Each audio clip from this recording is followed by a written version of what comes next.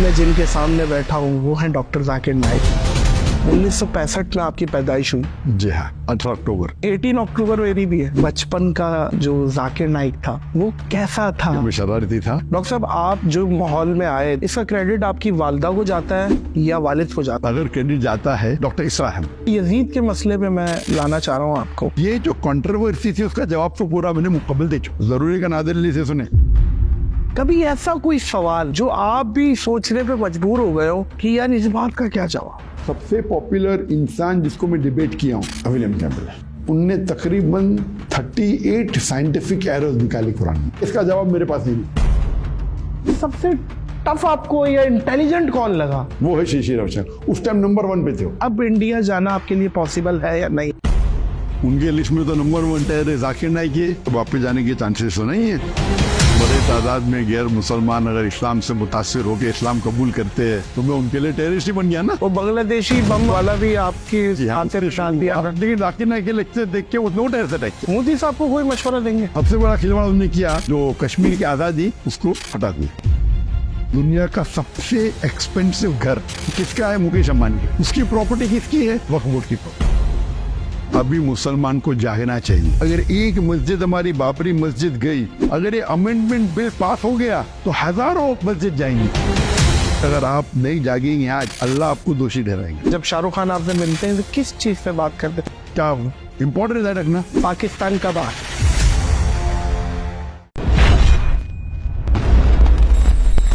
अस्सलामुअलैकुम अज़ीज़ ख़वातीन व हज़रात, मैं हूं नादिर अली। दीन की तबलीग करके किया पूरी दुनिया को लाइक। आज मैं जिनके सामने बैठा हूँ वो हैं डॉक्टर जाकिर नाइक। अस्सलामु अलैकुम व रहमतुल्लाहि व बरकातुहू। वालेकुम अस्सलाम व रहमतुल्लाहि व बरकातुहू। Dream comes true. डॉक्टर साहब, आप बिलीव करें कि मैंने जब पॉडकास्ट फॉर्मेट को शुरू किया तो कुछ मैंने टिक मारे थे नामों को कि ये मैं अल्लाह करे एग्जीक्यूट हो जाए। आपका नाम सर फहरिस्त था और आज मैं आपके सामने बैठा हूँ। अल्हम्दुलिल्लाह। मोमेंट है ये मेरे लिए। Thank you so much. आपने इतने कम शॉर्ट नोटिस पे आपने इनविटेशन को कबूल किया। आप बहुत मसरूफ़ थे और आपने अपनी मसरूफियत से टाइम निकाला और मैं उड़ के 6 घंटे की फ़्लाइट लेके डायरेक्ट मैं आपके पास आया हूँ आज। बहुत शुक्रिया। अल्हम्दुलिल्लाह। अल्हम्दुलिल्लाह। डॉक्टर साहब खैरियत से हैं? ठीक ठाक है? अल्हम्दुलिल्लाह, अल्लाह का फजल। हम इंग्लिश में बात करेंगे या उर्दू में? जो भी आपको पसंद। डॉक्टर साहब, सबसे पहले हम बिल्कुल बचपने से शुरू करेंगे। 1965 में आपकी पैदाइश हुई जो कि विकिपीडिया बताती है, सही है? जी हाँ, 18 अक्टूबर। 18 अक्टूबर। 18 अक्टूबर। अच्छा, इत्तेफाक से 18 अक्टूबर मेरी भी है। 92 जी, 18 अक्टूबर 1965 में आपकी पैदाइश हुई है मुंबई में और बॉर्न एंड रेज वहीं के आप। और आप थोड़ा सा बताइए मुझे कि बचपन का जो जाकिर नाइक था, जो छोटा सा बच्चा था, वो कैसा था? शरारती था, शायर था, इंट्रोवर्ट था, एक्सट्रोवर्ट था, क्या था? अल्हम्दुलिल्लाह, बचपन में आप मुझे कह सकते थे कि मैं शरारती था। अल्हम्दुलिल्लाह। साथ साथ अक्सर लोग जानते हैं कि बचपन से मैं हकलाता हूँ। अच्छा। अगर कौन मुझसे पूछता था कि मेरा नाम क्या है तो मैं कहता था मेरा नाम है जाकिर। तो बचपन में हकलाता था और पूरे स्कूल की ज़िंदगी में हमारे school Saint Peter's High School में एक सब्जेक्ट होता था पब्लिक स्पीकिंग या स्पीकिंग होता था। तो उसके अंदर टीचर्स मुझे PF देती थी, पास फेल। कह सकते थे कि मुझ पे तरस खा के, क्योंकि बात करने में तो मखलाता था, तरस खा के मुझे PF देती थी। तो बचपन से मखलाता था। और स्कूल के अंदर अल्हम्दुलिल्लाह अल्लाह के फजल से मैं मैथमेटिक्स सब्जेक्ट में वो सबसे ज़्यादा सब्जेक्ट मुझे पसंद था और उसके अंदर हमेशा अक्सर मुझे अवार्ड मिलता था best in mathematics throughout my life. And of course हमारे स्कूल के अंदर हायर स्टैंडर्ड के अंदर there were 2 section, one was alternative 1, alternative 2।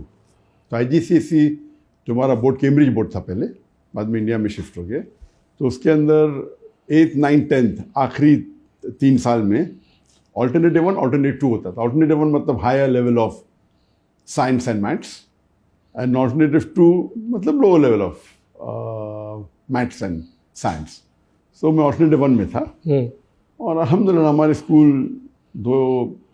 एक प्रोटेस्टेंट स्कूल थी, क्रिश्चियन स्कूल थी मुंबई में, लेकिन उसके अंदर 80% से ज़्यादा माशाल्लाह मुसलमान पढ़ते थे।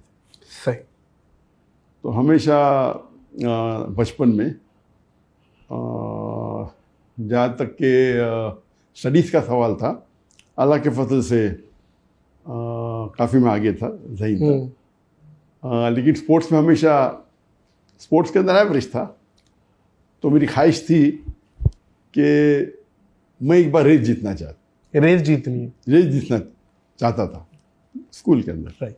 लेकिन अल्लाह की मर्जी थी, स्कूल लाइफ में कभी भी नहीं जीता। लेकिन जब कॉलेज लाइफ में मैं गया, हाँ।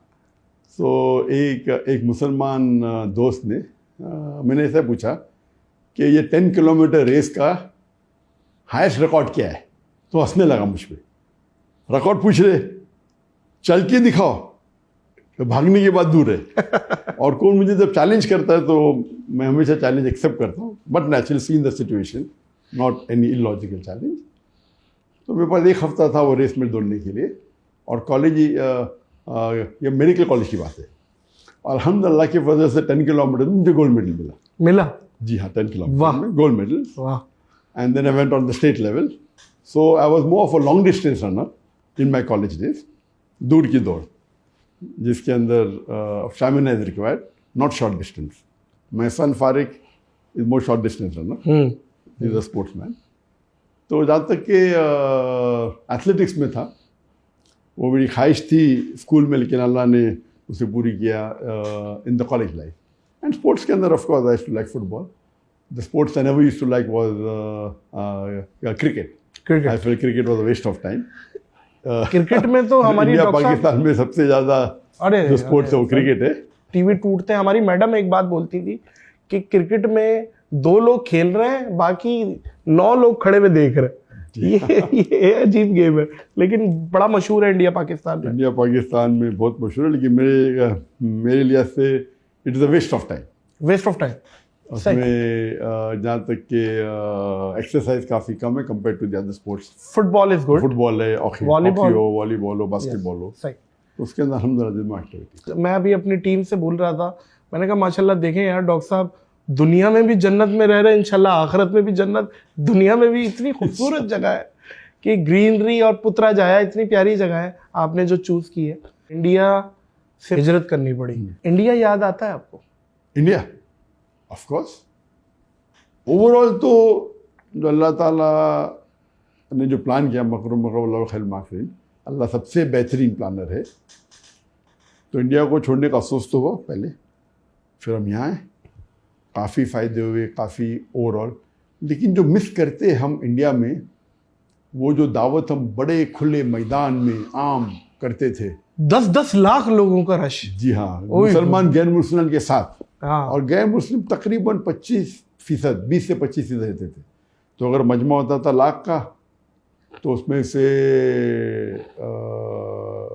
25%, 25% होते थे, हाँ 25,000 होते थे गैर मुस्लिम। तो मजमा 5 लाख का होता था, बहुत बड़ी बात होते थे। मजमा 1 मिलियन का भी 10 लाख का, तो उसमें से 2.5 लाख पता चला, 2.5 लाख गैर मुस्लिम होते थे। तो वो जो मंजर है, इंडिया के अलावा सिर्फ 2 या 3 मुल्क में और हो सकता है। अच्छा, हो सकता है इंडिया की टक्कर का इतना बड़ा मजमा। कहाँ? एक वो तो पाकिस्तान में, बिल्कुल ठीक है। एक हो सकता है बांग्लादेश में, ठीक है, और एक इंडोनेशिया में। बिल्कुल, तीनों सही नाम लिए। और अभी तक के मैं पाकिस्तान जब गया था, उस टाइम तो मैं तकरीर नहीं करता मुकर्रर थाने में। पहले बार पब्लिक स्पीच जो छोटे लेवल के ऊपर मेरे ऑर्गेनाइज में 1992 में दी थी, पब्लिक में 1994 में दी थी, 1993-94 में। और फिर बांग्लादेश जाने का मेरा प्रोग्राम बना था 2 बार। एक बार जब डॉक्टर शहीद दीदात के साथ, वो मुझे ईयर याद नहीं, लेकिन आप अभी तक बांग्लादेश नहीं गए? अभी तक गया नहीं। अच्छा। तो 88 था या 92 था, ऐसा कुछ। दीदा साहब जाने वाले थे तो मैंने भी वीज़ा लगा दिया, वीज़ा लग गया, वो ट्रिप कैंसिल हो गया तो मैं गया नहीं। फिर 2013 की बात है कि मैंने वीज़ा लगाया था रियाद से, फिर वहाँ से इंटेलिजेंस की खबर आई कि मजमा बहुत बड़ा होने वाला है, अभी हालात सही नहीं है, तो आप पोस्टपोन करें तो बेहतर है। तो 2013 में भी वीज़ा लग गया और कैंसिल हो गया। पाकिस्तान का ऐसा सवाल आपने पूछा, पाकिस्तान आए, वो कह चुके कब आएंगे? एक बार आ चुका। आप कब आएंगे? नेक्स्ट प्लान मेरी हुई थी जब मैं हिजरत किया 2016 में हिजरत किया। यस, मेरा मौका तो हो सकता है कि अभी वो कुछ महीने बाद वापस जाऊं, 1 साल बाद, 2 साल बाद। तो जब 3-4 साल बाद पता लग गया कि अभी जाने के तो चांसेस नहीं है इंडिया, तो मैं डिसाइड किया अभी पाकिस्तान जा सकता हूँ। तो 2020 के स्टार्टिंग में या 2019 के एंडिंग में जब डिसाइड किया कि अभी इंडिया जाने के चांसेस तो बहुत कम है, अभी पाकिस्तान जाने में कोई हर्ज नहीं, पाकिस्तान में तो वेलकम करेंगे, काफ़ी दावत है, काफ़ी लोग जानते हैं जितने। सर एक सवाल बनता है मेरा, जी हाँ, और ये इंडियन ऑडियंस जो संजीदा ऑडियंस है उनसे भी सवाल है कि एक ऐसा शख्स जो कि मैं समझता हूँ कि इस उम्मत में इस टाइम इंटरनेशनली कंपैरेटिवली रिलीजन्स को इतना अच्छा समझते हैं, जो शायद जिसकी मिसाल ना मिलती हो इंडिया में, मतलब मुझे ये समझ नहीं आ रहा कि क्यों नहीं आप जा सकते। आपका घर है, मतलब आप मक्का में हैं और आपको पता चल रहा है कि इंडिया में ये हो गया और आप मक्का से जाते ही नहीं अपने घर और आप मलेशिया शिफ्ट हो जाते हैं। ये थोड़ा सा इस चीज़ को बताएं, ये क्या था? पाकिस्तान आने की मुमानियत नहीं थी पहले। पाकिस्तान आने के लिए पाकिस्तान वीज़ा मिलना मुश्किल है, लेकिन मेरे लिए बहुत आसान था, सब लोग जानते, मेरे वालिद भी जानते। तो पाकिस्तान वीज़ा मिलने तो मेरे लिए तो एक फ़ोन कॉल था, ठीक है। तो मुमानियत तो थी नहीं, जाना चाहता तो जा सकता था, और मैं 91 में गया था। लेकिन जो मैं दावती काम कर रहा था तो इस्लाम का उसूल है, शरिया का उसूल है, let a small loss take place to prevent a big loss. एक छोटे नुकसानात को उठा लो बड़ी नुकसान को बचाने के लिए।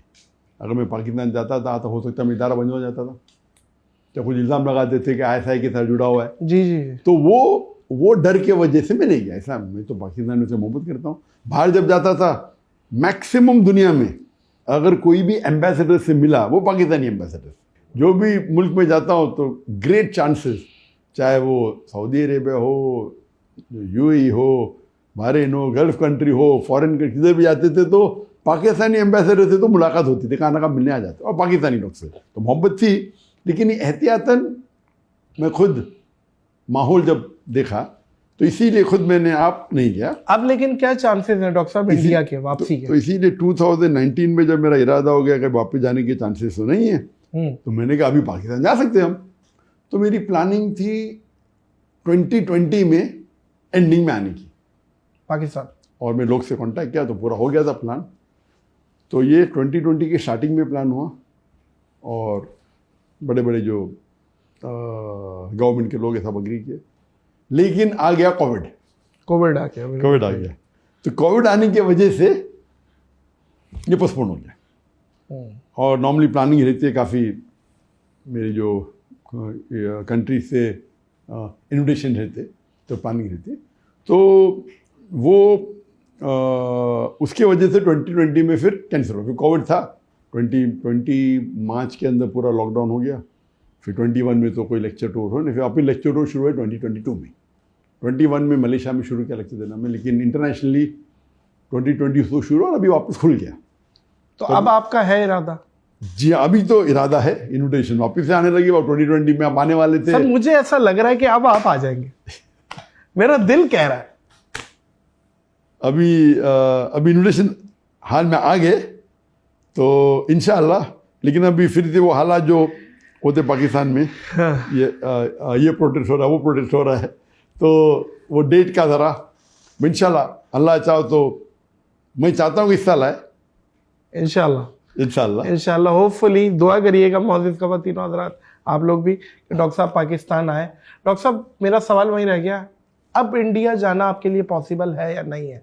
इंडिया जाना तो एकदम आसान है, बाहर निकलना मुश्किल है।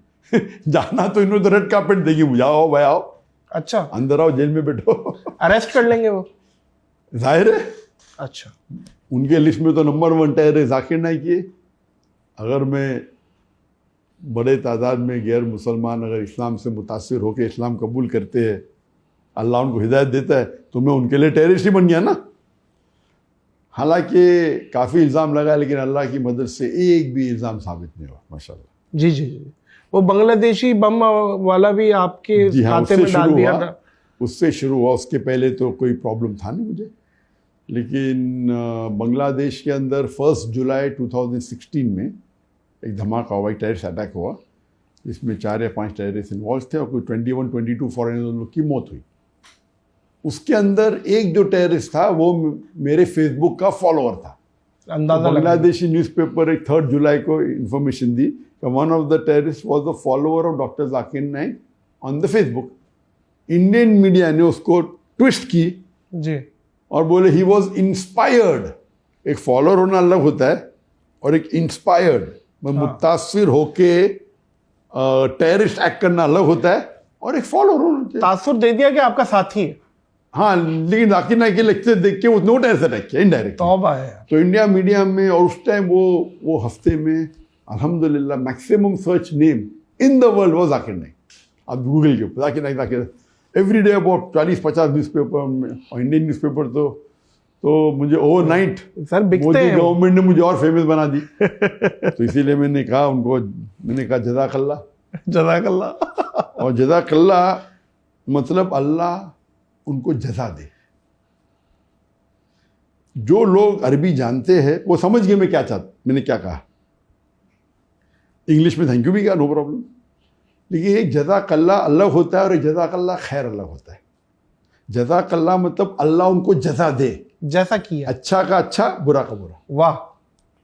इसलिए अगर मैं कोई मुसलमान अगर अरब से कहूँगा जो अरबी जानता है और इस्लाम जानता, जज़ाकल्लाह, बोले क्या गाली दे रहे मुझे? क्या गाली भी हो सकती, गाली है नहीं, हो सकती है, लेकिन क्या मैंने कुछ गलती किया?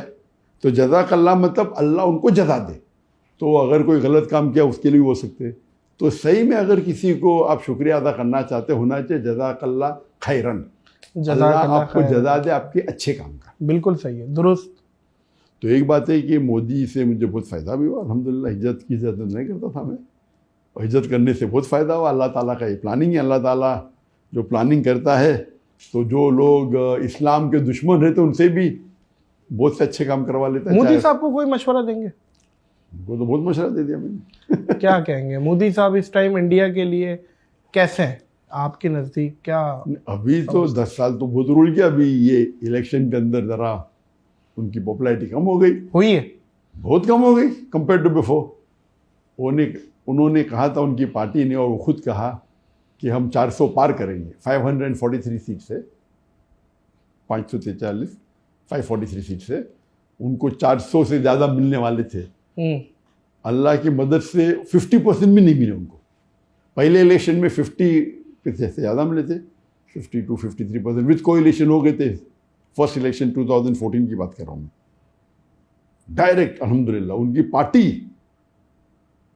अकेले 50% क्रॉस की, 54 या 55%, एंड विद कोएलिशन 59 हो गई थी। 2019 में अकेले उनकी पार्टी 58%, 59 हो गई, विद कोएलिशन कुछ 64-65 के ऊपर हो गई। तो इस टाइम बोले अकेले बीजेपी 400 पार। 400 पार मतलब over 2/3 majority alone BJP, not the coalition. तो 50% मिलने के लिए 272 सीट्स थे, 272 उनको मिले, कुछ उससे कम मिले, 250 ऐसे कम मिले उनको, और कोएलिशन के साथ वो 50% क्रॉस कर लिए, तो फिर से प्रधानमंत्री बन गए। लेकिन वो जो उनका रौब था, जो बढ़ते थे और लोगों ने खुदा मानने लगे, वो भी कम हो गया। इसीलिए जब उनके पास एब्सोल्यूट मेजॉरिटी होती और अगर कोएलिशन के साथ 2/3 होती, कुछ भी कर सकते, सही मनमानी कर सकते, कॉन्स्टिट्यूशन से खिलवाड़ कर सकते। और सबसे बड़ा खिलवाड़ उन्होंने किया, वो 370 आर्टिकल को उनने बैन कर दी, निकाल दी, और कश्मीर की आज़ादी उसको हटा दिया। और उस वक्त ये चल रहा था, जब 370 निकालने के पहले, कुछ महीने पहले, उनने अपने एक सबॉर्डिनेट, एक एमिसरी इंग्लिश में बोलते, एक आदमी को भेजा मुझे मिलने के लिए मलेशिया में। तो मिलना चाहते थे, मैं बोला कोई प्रॉब्लम नहीं। तो हमने एक 5 स्टार होटल में मुलाकात की इधर मलेशिया में, पुत्रजाय में। मैंने बोला आपको कौन भेजा है?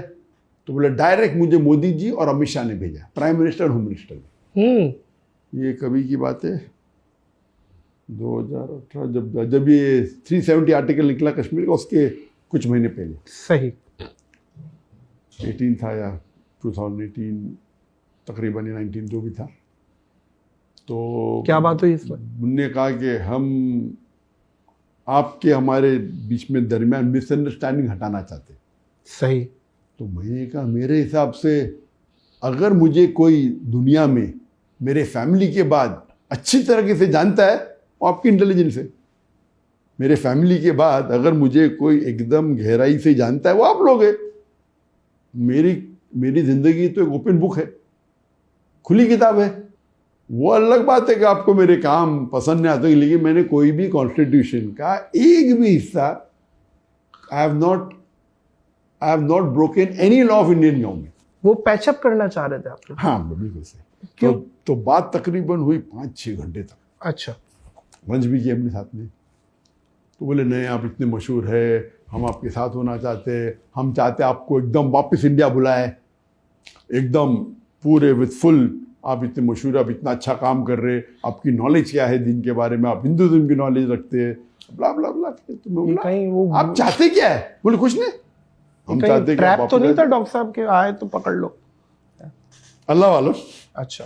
तो मैंने बोला कि आप चाहते क्या है? नहीं हम सिर्फ चाहते हैं कि हमारे ताल्लुकात अच्छे हो गए। तो मैं उन्हें साफ कहा कि देखो आप अगर मुझसे कुछ काम लेना चाहते हैं, मैं मेरे देश के लिए, मुल्क के लिए काम करने को तैयार हूँ। मेरी 2 शर्तें। एक शर्त है जो आप मुझे कहेंगे वो कुरान और हदीस के खिलाफ नहीं होना चाहिए, नंबर 1 शर्त। अल्लाह और अल्लाह के रसूल टीचिंग के खिलाफ नहीं होना चाहिए। और नंबर 2 मुझे आपके पैसे की जरूरत नहीं। अगर ये 2 शर्त पूरी हो जाती, आप जो मुझसे काम लेना चाहते, मैं मेरे मुल्क के लिए हाजिर हूँ। फिर तो उन्होंने बोला वेरी गुड, नो प्रॉब्लम। तो गुफ्तगू हुई, काफ़ी गुफ्तगू हुई। आप चाहते क्या? नहीं कुछ नहीं, हम कोशिश करेंगे अभी आपको वापसी आने के लिए। उस वक्त तो कुछ कहा नहीं, लेकिन एकदम पैचअप कर लिया ऐसा कि अभी हम with in couple of months आप वापस से आ सकते। मुझे उम्मीद तो थी नहीं। मैं बोला अगर आप, फिर मुझे कहने लगे वो आदमी, शख्स जो आया था उधर से, दिल्ली से, कि हम चाहते हैं कि आप हमारी गवर्नमेंट को सपोर्ट करो कश्मीर इशू पे, कि जो हम 370 आर्टिकल को निकाल रहे वो सही है। तो मैंने कहा ये तो नामुमकिन है, मैं मेरे मुसलमान भाइयों के साथ गद्दारी कर ही नहीं सकता। जो मुसलमान कश्मीर में, उनका हक है फ्रीडम, और जो ने मुआहदा किया है उसके तहत रहे तो कोई प्रॉब्लम नहीं। Article 370 is part of the, it's the constitution. इसके अंदर दे हैव गॉट फ्रीडम। कुछ चीज़ के अंदर ऑटोनॉमी है, कुछ चीज़ के अंदर वो साथ में इंडियन गवर्नमेंट के है। लेकिन आप अगर कहीं ऑटोनॉमी को निकाल देंगे, वो तो जास्ती है उनके ऊपर। इंडिया को इंडिपेंडेंस जब मिला, काफ़ी ऐसे जो पार्ट्स ऑफ इंडिया है जो ऑटोनॉमस, इसमें तो मैं कुछ कर नहीं सकती। तो ये तो कुरान के खिलाफ है, हदीस के खिलाफ है, मेरे मुसलमान भाई का गद्दारी है। उनका रिएक्शन तो नहीं ऐसा मत, वैसा कुछ देखो, मैं last out of the question. हाँ ये बोल सकता हूँ क्या गलत हो रहा है, ये बोल सकता हूँ क्या गलत हो रहा है, and I am totally against it. ठीक है, उनका स्टाइल था, ये बीजेपी गवर्नमेंट का स्टाइल है कि मुसलमान को अगर जो चाहते हैं अपने काम कराने के लिए, चाहे उलमा हो, चाहे बिजनेसमैन मुसलमान हो, कोई भी हो, या गैर मुस्लिम हो, वो पहले आके प्यार से बात करते, फिर कोशिश करते पैसे दे के खरीदने की। नहीं खरीद जाता धमकी देते, अंदर कर लेंगे। ये उनका फॉर्मूला है, प्यार से करके तारीफ करो, हम तुमको फ़ायदा देंगे। नंबर 2 पैसे दे के खरीद। अक्सर ये पहले 2 में अक्सर लोग मान देते। तीसरा है नहीं करेंगे तो हम ईडी के रेट डालेंगे, इनकम टैक्स के रेट डालेंगे। तो मेरे साथ तो सब कुछ कर लिया उन्होंने, मुझे प्रॉब्लम ही नहीं। पुलिस भेजे, ईडी भेजे, ये भेजे, नंबर 1 टेररिस्ट कह दिया।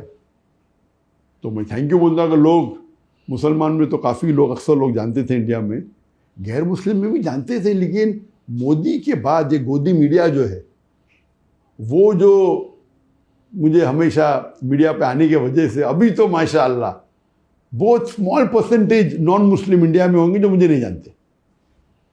नहीं, मुझे नहीं लगता कि नहीं जानती होगी, बहुत बहुत कम होगी। तो ये उनकी बदौलत है। और उसके बाद लेकिन जब भी मैं ट्रैवल करता हूँ, चाहे मलेशिया में हो या बाहर हो, गैर मुसलमान अब भी मुझसे मोहब्बत करते हैं। उनका मेन प्रॉब्लम था कि जब मुसलमान में लेक्चर में आते वो अलग बात है, लेकिन मुतासर होके वो इस्लाम की जो गलत फहमी दूर हो जाते और काफ़ी लोग इस्लाम भी कबूल करते। तो उसके वजह से उनका नुकसान हो रहा था, वो हिंदुत्व का जो स्टेटमेंट था ना। और फिर बाद में NEC एक्ट आ गया, वो बिल पास हो गया। वो चाहते थे उसके अंदर भी मैं सपोर्ट करूँ, मैं बोला आउट ऑफ द क्वेश्चन। वाह। तो उस टाइम क्योंकि हम वापस तो पहलू पे आते कि वो मेजॉरिटी में थे तो पास कर सकते थे। करो पार्लियामेंट में जाओ, कोई ऑपोजिशन ले नहीं सकता है, लीडर ऑफ अपोजिशन भी नहीं है। इंडियन पार्लियामेंट का रूल है, लीडर ऑफ अपोजिशन होने के लिए आपके पार्टी को कम से कम 10% सीट चाहिए। तो 543 में से 55 सीट्स अगर आपकी पार्टी को मिले तो आप लीडर ऑफ अपोजिशन बन सकते। 10 साल तक के कोई भी पार्टी को 55 सीट्स भी नहीं मिले तो लीडर ऑफ अपोजिशन था ही नहीं। लेकिन ये इलेक्शन में अभी जो कुछ चंद महीने पहले 2024 में ख़त्म हुआ, अल्हम्दुलिल्लाह इसमें कांग्रेस को 99 सीट्स मिल गए और बाकी जो इंडिया का गठबंधन था उन्हें मेजॉरिटी तो नहीं मिला लेकिन क्लोज थे। तो now the opposition is strong. अभी क्या हो गया, अब जो बोले ना उनका दबाव और दबदबा मोदी का अभी कम हो गया। अभी ये दो मेजर जो पार्लियामेंट के साथ जो खिलवाड़ किया मुसलमानों के साथ, और जो पार्लियामेंट में जो कॉन्स्टिट्यूशन में चेंज करके जो अमेंडमेंट करके जो मुसलमान पे जबरदस्त बहुत सी चीज़ें किए, ये दो मेन थे। अभी थर्ड करने जा रहे थे। कुछ हफ्ते पहले एक अमेंडमेंट बिल लेके आया उनने, वक्फ अमेंडमेंट बिल। वक्फ तो आप जानते हैं कि एंडोमेंट है, और इंडिया में एक बॉडी जिसके पास सबसे ज़्यादा लैंड है, number 1 is the defence of India, number 2 is Indian railways, number 3 is the Muslim Waqf board. तो मुस्लिम वक्फ की जो जायदाद है, जो प्रॉपर्टी है, वो 9.4 लाख एकड़ है। 9.5 लाख तकरीबन 9.5 लाख एकड़ है, बताइए। અને 41 बिलियन स्क्वायर फीट અને 3,800 स्क्वायर किलोमीटर कंट्री से ज्यादा है। हमने छोटे छोटे कंट्री जो बाहर में उससे बड़ी है। जी जी जी जी। तो ये अभी बिल में अमेंडमेंट लेना चाहते हैं। क्या वो बिल के बोर्ड के अब हम नॉन मुस्लिम को रखेंगे, हम गवर्नमेंट को और पावर देंगे। तो इंडियन कॉन्स्टिट्यूशन में, इंडियन कॉन्स्टिट्यूशन जब पार्टीशन हुआ तो उसको इंडिया को तो डेमोक्रेटिक कंट्री बनाए, लेकिन हमारे जो मुसलमान थे उनने जो मुस्लिम पर्सनल लॉ बोर्ड कायम किया, ये एक फिनोमिनल है। तो इसलिए कोई भी गैर मुस्लिम कंट्री दुनिया की है, India is one of the best और दी बेस्ट कुड से, क्योंकि मुस्लिम पर्सनल लॉ बोर्ड है। वक्फ की प्रॉपर्टी जो है, जो मुसलमान ने ड्राफ्ट किए कॉन्स्टिट्यूशन में, ये वक्फ के जो पॉइंट्स है is better then many of the Muslim countries. Muslim country के जो वक्फ के पॉइंट्स है वो इंडियन वक्फ बोर्ड और पावरफुल है। इतना महफूज किया गया है ताकि जो हमारे दादा बाप दादा परदादा थे, जो डिकेड और सालों पहले, 100 साल 150 साल पहले या जो वक्फ किया, उसको सिक्योर किए थे। अब ये मोदी गवर्नमेंट उसको हड़प करना चाहता है। थर्ड लार्जेस्ट प्राइवेट है ये वक्फ जो है, इट्स नॉट पब्लिक। और बाकी तो गवर्नमेंट की है ना, डिफेंस एंड रेलवे, ये तो प्राइवेट है मुसलमान की, यानी अल्लाह के लिए वक्फ किया गया है। It should benefit only the Muslims. तो उसके अंदर वो अमेंडमेंट लेना चाहते हैं, अपने पास रखना। ठीक है, थोड़े मुसलमानों ने गलती की, मुसलमान जो मुतवल्ली है अब पैसा खाए और फायदा लिए, तो फायदा लेने से वक्फ बोर्ड का नुकसान हो रहा है। तो उस आड़ में उसको एक्सक्यूज बना के बोलते हम अमेंडमेंट करना चाहते हैं। अमेंड करे तो ये पूरा हड़प कर सकते, आप समझे ना। तो कुछ मुसलमान गलत है, जो मुतवल्ली है, अपने फ़ायदे के लिए रिश्वत लेते, कम भाव के ऊपर ज़मीन दे देते ऑन रेंट, और कई बार गवर्नमेंट चीप रेंट पे ले देती। आपको शायद पता नहीं होगा, दुनिया का सबसे एक्सपेंसिव घर किधर है? बम्बई में। कौन? किसका है? मुकेश अंबानी का। अच्छा। वो $2 बिलियन वर्थ है। कोई बोलता है 1, कौन बोलता है 1.5, $2 बिलियन। मुकेश अंबानी का, मुकेश अंबानी का। बताइए। दुनिया में सबसे एक्सपेंसिव हाउस, जो 27 माले की बिल्डिंग है एंटेलर, उसके ऊपर 3 हेलीपैड है, दुनिया का सबसे एक्सपेंसिव हाउस, उसकी प्रॉपर्टी किसकी है? वक्फ बोर्ड की प्रॉपर्टी। अच्छा, ये मुस्लिम वक्फ थी, लेकिन वक्फ की। कोई मुसलमान ने गड़बड़ किया है, रिश्वत है क्या, मुझे पता नहीं डिटेल्स उसके ऊपर कोर्ट केस हुआ था। कोर्ट केस होने की वजह से महीनों तक या कई साल तक वो अपने घर में एंटर भी नहीं कर सके, लेकिन अभी वो क्लियर हो गया। अच्छा, आई मस्ट से कि शायद ये जो हिंदू हमारे भाई देख रहे होंगे वो शायद डिसएग्री करें इस बात से, ऐसा नहीं है। और नहीं, काफी फेमस ये केस हो गया था। हाँ, वो अलग बात है कि उसके अंदर मुसलमान की गलती तो होगी। उनने कैसा उनको दिया? वक्फ प्रॉपर्टी तो बेच नहीं सकते, वक्फ है ना। हाँ, वक्फ प्रॉपर्टी आप रेंट कर सकते, ये कर सकते। तो इसीलिए मैं कहता हूँ कि कुछ मुसलमान अपने फायदे के लिए कुछ ना कुछ गलत कर देंगे, तो उसको इम्प्रूव करने के लिए आप लॉ में तब्दीली ला सकते। इतनी तब्दीली मत लाओ कि आप पूरा हड़प कर सके। तो उनमें बोला अच्छा हम वापिस से चेक करेंगे, वक्फ प्रॉपर्टी है कहने हम गैर मुस्लिम को बनाएंगे उसके कमेटी में। गैर मुस्लिम कैसे कमेटी में आ सकता है? फिर कहने लगा कुछ प्रॉब्लम हुआ तो डीए में वो डिस्ट्रिक्ट मजिस्ट्रेट कर सकता है। वो डिस्ट्रिक्ट मजिस्ट्रेट तो वो तो पूरा पॉलिटिकल अपॉइंटेड है। उसका मतलब ये अगर अमेंडमेंट बिल आ गया तो गवर्नमेंट चाहे तो आराम से प्रॉपर्टी हड़प कर सकती। सही है। तो ये मैंने चंद रोज पहले कहा।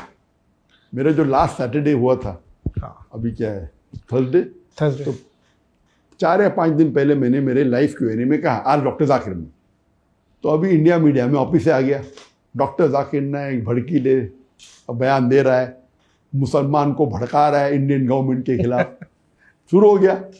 नहीं, वो डॉक्टर साहब जवाब नहीं मिला मुझे कि जब आपने उनको जवाब दे दिया जो इंडियन ऑफिशियल्स आए थे, तो उनका क्या रिएक्शन था? वो फिर उठ के चले गए? नहीं, उस टाइम तो बाद में मेरे कांटेक्ट में थे ना। उधर गए तो एकदम अच्छे से गए, अभी आप अभी ग्रीन सिग्नल दे दे, आप वापस से इंडिया आ सकते। हाँ, मुझे तो उम्मीद थी नहीं, लेकिन मैं मेरे मुल्क के लिए जो भी जायज़ है, India is a great country. Yes, Modi ने अगर कुछ प्रॉब्लम किया तो उनसे इख्तलाफ हो सकता है, जगह से नहीं है। India is in terms of amongst the non-Muslim countries in the world, one of the best. अच्छा, non-Muslim country, वो सब मुस्लिम कंट्री से भी अच्छा है। सही, अल्हम्दुलिल्लाह। वो एक अलग सब्जेक्ट है। अब इंडिया आप नहीं जाएंगे? नहीं, अल्लाह चाहा तो क्यों नहीं। अगर अभी मोदी नहीं रिया और जो नेक्स्ट गवर्नमेंट अगर जस्ट रहेंगी तो जरूर जाऊंगा मैं। क्योंकि अभी तक के I have not been convicted. जब इंडियन गवर्नमेंट ने फाइल की मेरे खिलाफ कोर्ट के अंदर, मेरी पूरी प्रॉपर्टी को जब्त कर लिया, तो हमने उनको कोर्ट के अंदर उसके अगेंस्ट पिटीशन फाइल की। तो उसका जज जो था, द चीफ जज ऑफ द ईडी कोर्ट, उसका नाम था मनमोहन सिंह, वो सिख था।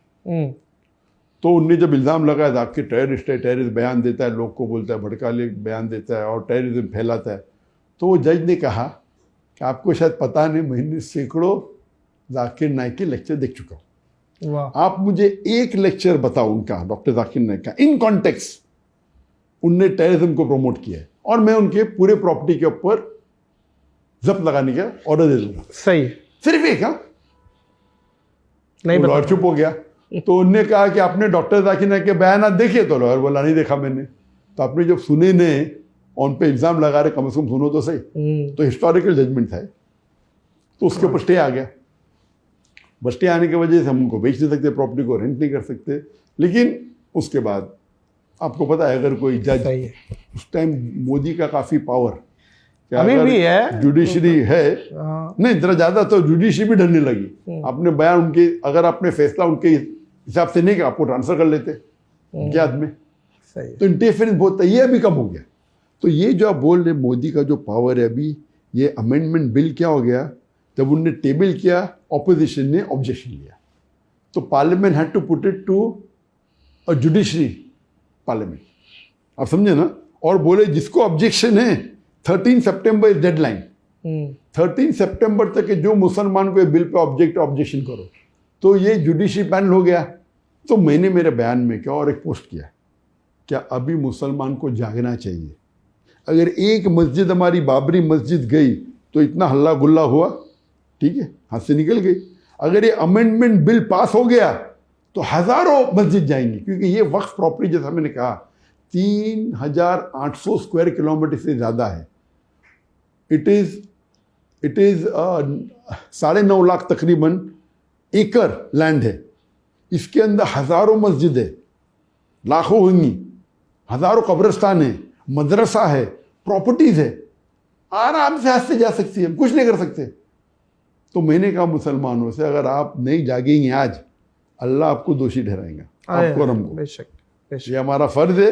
बेशक। अगर हमारे बाप दादा ने, परदादा ने वक्फ किया है तो हमें हमारे बेहतरी के लिए, और हम सो रहे हैं, हम इसके रिस्पॉन्सिबल है। बेशक। तो मैंने कहा आप जाके ऑब्जेक्शन रेज करो। और अगर 2.5% मुसलमान भी, हमारी आबाद 210 मिलियन है, 210 मिलियन है, 21 crore according to PW report and Indian report, अगर 2.5% भी, अगर 50 लाख भी ऑब्जेक्शन किए, 2.5% सिर्फ, तो ये बिल रुक जाएगा।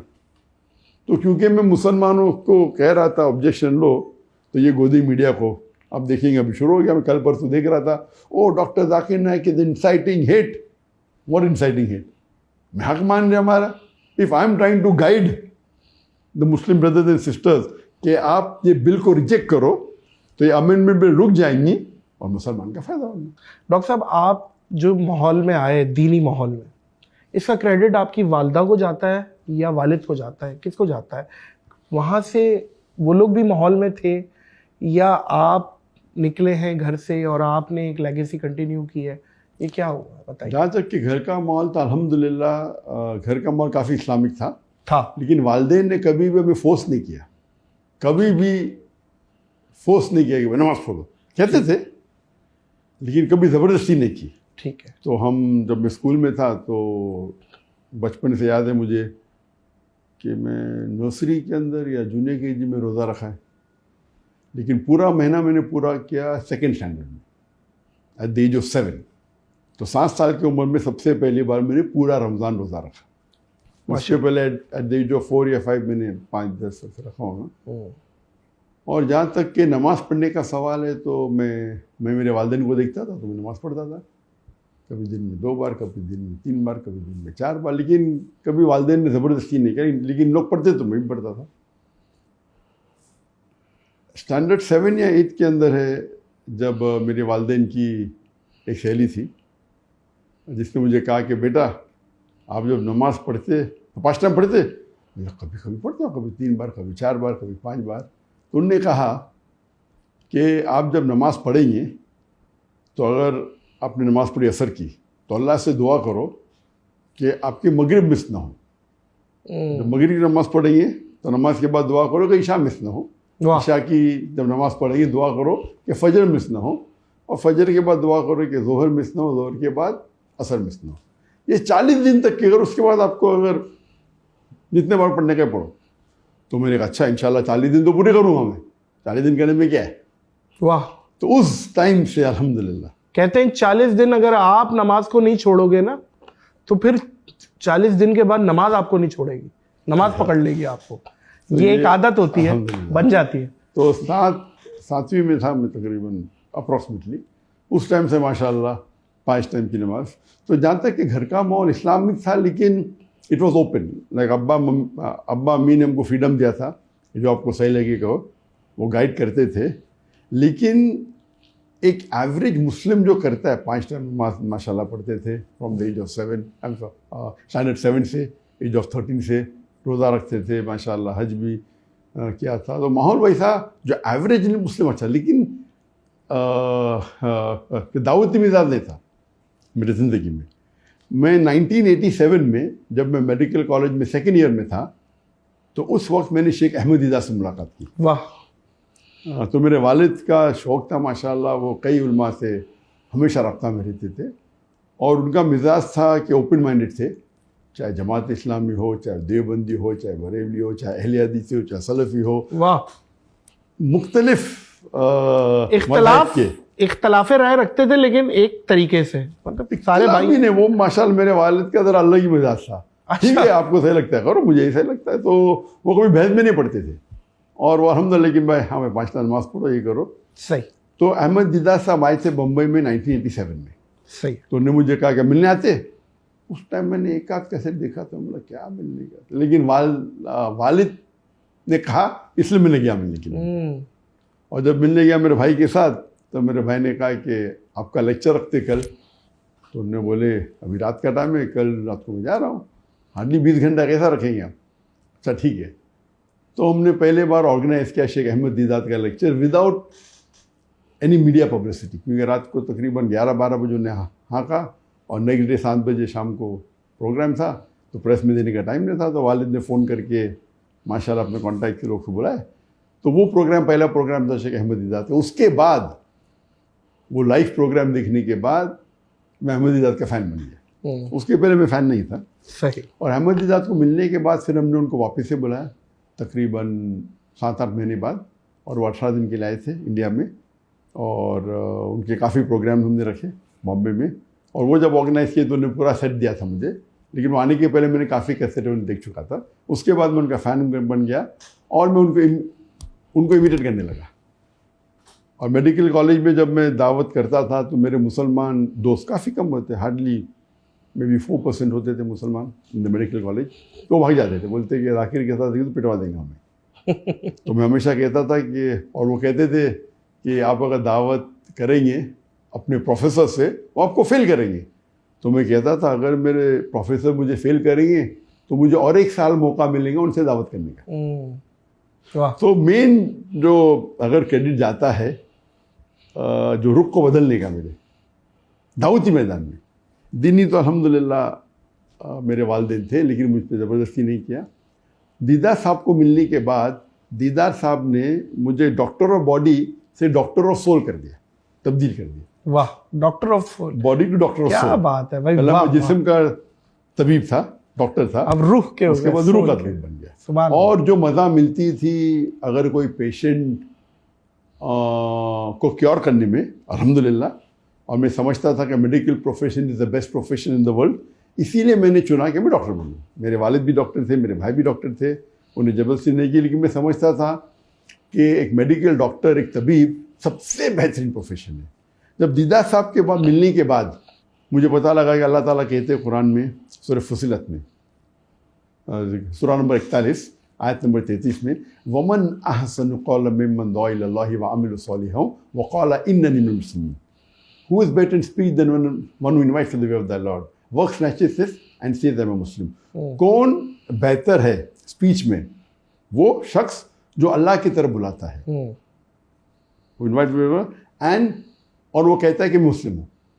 तो सबसे बेहतरीन प्रोफेशन जो अल्लाह ताला के नज़दीक, जो कुरान मजीद में कहा गया है, वो एक दाई का, लोग को इस्लाम की तरफ बुलाना। और दाई, मोअज़्ज़िज़ ख़वातीन व हज़रात, डॉक्टर साहब दाई, डॉक्टर साहब की वाइफ दाई, डॉक्टर साहब के बेटे दाई, डॉक्टर साहब की बेटियां दाई, और मतलब एक पूरा ख़ानदान आपका माशाल्लाह दाई सिस्टम पे है और लेगेसी कंटिन्यू हुई भी है। सर अल्लाह आपको इस्तकामत दे इस चीज़ पे। तो माशाल्लाह आपने बहुत काम किया है दीन के हवाले से, अल्लाह ने बहुत काम मज़ीद लेना है। आपको अंदाज़ा भी है कि पाकिस्तान में आपको कितना प्यार किया जाता है? अल्हम्दुलिल्लाह। आपको डॉक्टर साहब अंदाज़ा है? आप यकीन करें, मैं एयरपोर्ट पे आया, कहाँ जा रहे हैं नाज़िर भाई? मैं डॉक्टर साहब के पास जा रहा हूँ पॉडकास्ट। डॉक्टर जाकिर, अच्छा यार मेरा सलाम देना, मेरा ये सवाल करना, मुझसे ये, एवरीवन इज मतलब एक्साइटेड। किसी भी फिरके से आपके लिए एक्साइटेड था कि डॉक्टर साहब के लिए भाई वाह वाह, इंसानी कंप्यूटर, मतलब डॉक्टर साहब है भाई, फला फला ये यहाँ से ये। कंपैरेटिवली रिलीजन को जो स्टडी किया है वो आप, अल्लाह ने आपसे बहुत काम लिया है उस चीज़ से। पाकिस्तान कब आ रहा है? इंशाल्लाह पाकिस्तान में ज़िंदगी में एक बार आया था 1991 में, जब मैं दावती मैदान में ख़त्म रखा था, लेकिन इतना फेमस नहीं था। जब दीदार साहब से मुलाकात हुई थी 1987 में, 88 में लेक्चर किए। तो दीदार साहब के बाद में मुतासिर हुआ डॉक्टर इसरार अहमद। तो पाकिस्तान का मेन मकसद था डॉक्टर इसरार अहमद से मिलने का। तो दीदार साहब से जब मुतासिर हुआ तो मैं कसरत देखने लगा, उनके वजह से बाकी मौलाना, बाकी मुकर्रर की तकरीर देखने लगा। तो उर्दू में जो सबसे ज़्यादा मुतासिर हुआ वो थे डॉक्टर इसरार अहमद। तो दीदार साहब अंग्रेज़ी में थे और डॉक्टर इसरार अहमद, तो अल्लाह उनकी मग़फ़िरत करे, क्या हाथ, अल्लाह फिरदौस, आमीन सुभान। तो 1991 में मैं पहली बार आया था, उस टाइम में तकरीर नहीं करता था। अच्छा, उस वक्त आप मेडिकल के मेडिकल में जस्ट पास कर चुका था, इंटर्नशिप कर रहा था, और हमारी फाउंडेशन इस्लामिक रिसर्च फाउंडेशन को कायम की थी हमने। मशहूर भी नहीं हुए थे, मतलब आप नहीं, लोग जानते नहीं थे। तो डॉक्टर साहब भी मेरा ख्याल है इतना ज्यादा आपको एक नहीं जानते। डॉक्टर साहब से क्योंकि मैं कहा था मैं आने वाला हूँ, तो कौन शख्स से ये मिलना चाहते। फिर मैंने कहा कि मेरा एक जुनून है कि जितने भी इस्लामिक कैसेट से उन्हें इकट्ठा करें और दुनिया की सबसे बड़ी लाइब्रेरी बनाए। सही। तो मैंने कहा उनको कि जितने भी आपकी कैसेट, सब कैसेट तो ऑन द स्पॉट है ही नहीं। हम तो कुछ लोग जो मांगते थोड़े मौजूद है, लेकिन उनके सैकड़ों वीडियो कैसेट्स थे। तो मैंने बोला मैं ऑर्डर देना चाहता हूँ, और अच्छी उम्दा जापानीज़ वीडियो कैसेट VHS चलते थे उस टाइम, उन पे आप रिकॉर्डिंग करो। तो उन्होंने बोला अभी तक मेरी ज़िंदगी में कोई भी शख्स ने ये नहीं कहा कि मुझे सब कैसेट चाहिए। तो मैंने कहा जितने शिकागो में आपके कैसेट सब मैं कलेक्ट कर चुका हूँ, कराची आपके सेंटर में से ले चुका हूँ, अभी आपके लाहौर ब्रांच में से सब लेना चाहता हूँ। तो और डॉक्टर साहब से काफ़ी मुतासिर था। तो जब मैंने कहा उनसे कि आपका क्या मकसद है आने का, मैं बोला आपसे मिलने का मकसद था, और यहाँ इस्लामिक इदारे देखना चाहता हूँ। और वो बड़ा शौक़ था कि वर्ल्ड वाइड जितने इस्लामिक इदारे हैं, जितने स्कॉलर्स हैं, जितने दाई है, जितने मुबल्लिग है, उनसे मिल के गुफ्तगू करना और इल्म हासिल करना। तो उन्होंने कहा पाकिस्तान में आपको इस्लामिक इदारे तो बहुत मिल जाएंगे, लेकिन इस्लाम नहीं मिलेगा। और आप उनके तकरीर सुनेंगे तो पता हो कितने नाराज़ थे कि मुसलमान दीन से क्यों दूर है, मुसलमान कुरान से क्यों दीन है सर। बहुत। और उनने जो एक गाइडेंस मुझे दिया कि उन्होंने कहा कि दाई को हमेशा अपनी जो ज़रूरत है उसे कम करना चाहिए, एकदम कम। वाह वाह। ज़रूरत कम करो ताकि आपको ज़िंदगी बसर करने के लिए किसी के मोहताज ना हो। और अगर आपको कोई चीज़ कहने का इस्लाम के बारे में डंके के चोट पे कह सकते हैं, आपको किसको ख्वाहिश को पूरी करना, किसको फ्लैटर करने की ज़रूरत नहीं। बिल्कुल सही है। और ये जो उनने ज़ोहद का कायम एडवाइस दिए, और अल्लाह के फजल से अल्हम्दुलिल्लाह अल्लाह ने काफ़ी नवाजा है। तो इन टर्म्स ऑफ फाइनेंस कभी तकलीफ नहीं। जैसे आप कह रहे थे कि मेरे वालिदैन ने, जब मैंने कहा उनको कि क्या मुझे दाई बनने का है, तो वालिदैन ने बोला नो प्रॉब्लम। तो मैंने कहा अभी मैं मेडिकल कॉलेज में हूँ, मैं करने वाला हूँ PG, तो 2 घंटा मैं करूँगा हफ्ते में, नो प्रॉब्लम। फिर मैं बोला दिन में 2 घंटा करने का, उन्होंने बोले नो प्रॉब्लम। फिर बोला 50-50 दावा, 50% मेडिकल प्रैक्टिस, बोले नो प्रॉब्लम। वालिद साहब क्या करते थे? वालिद साहब भी डॉक्टर थे। अच्छा, वो भी डॉक्टर थे? वालिद साहब साइकियाट्रिस्ट थे, माशाअल्लाह, उनको ज़्यादा खैर दे। तो फिर मैंने कहा कि हम 50-50, बोले नो प्रॉब्लम। फिर बोले 2 घंटा मेडिकल प्रैक्टिस करूँगा, बाकी दावा करूँगा, बोले नो प्रॉब्लम। और ये सब ऐसा नहीं कि 2-2 साल के बाद हुआ, 2-2, 3-3 महीने बाद। तो 1.5-2 साल में मैंने कहा वालिदैन से कि मुझे 100% दावा करने, बोले नो प्रॉब्लम। तो पूरा सपोर्ट था उनके पास, उनका सपोर्ट था। तो मुझे कोई, जहाँ तक कि मेरी फाइनेंस का प्रॉब्लम ही नहीं था। जब मैं डॉक्टर ईसा अहमद साहब से मिला तो उन्होंने क्या, अपनी ज़रूरत को आप कम करो। और ये मैं पहले बोल चुका आपको, लेकिन उन्होंने कहा कि आपको दोनों में से चुनना पड़ेगा, दुनिया या दीन। नहीं, इधर मेडिकल, अगर आपको माहिर बनने का है, हाँ। इधर मेडिकल डॉक्टर या दाई। इस्लाम में तो दीन और दुनिया दोनों है, एक वाहिद मजहब है जिसमें दोनों इंपॉर्टेंट। वाह वाह वाह। लेकिन अगर आपको स्पेशलिस्ट बनने का है, उनने कहा कि मैं 7 साल कोशिश किया, मेडिकल डॉक्टर था और दावत भी करता था, अगर एक फील्ड में माहिर बनने का, दोनों में से एक चुनो। तो वो मेरा एक मकसद था। जब मैं वापस गया उस टाइम मैंने वाले से कहा तो मुझे 50-50 करने का है, फिर मैंने फुल कहा। तो ये जो मेरा पीरियड था आफ्टर पासिंग में MBBS, और ये तकरीबन 1 से 1.5-2 साल था जब मैं करने वाला था पोस्ट ग्रेजुएशन, फिर मैं ड्रॉप कर दिया।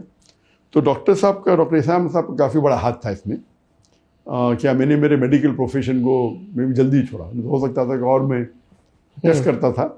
और वालिदैन की तरफ से पूरा सपोर्ट था, वालिदैन की तरफ से, भाई की तरफ से, बहन की तरफ से, फैमिली की तरफ से, कि आप अपनी फिक्र मत करो, आपकी लिविंग का फिक्र मत करो, आप फुल टाइम दाई बनो, हम आपको सपोर्ट करें। डॉक्टर इसरार के बाद, उस मुलाकात के बाद उनसे मुलाकात नहीं हुई? जब आप माशाल्लाह फेम पा लिया आपने, इतने बड़े पब्लिक फिगर। 91 में मुलाकात हुई थी, उनके बाद हमेशा टच में थे।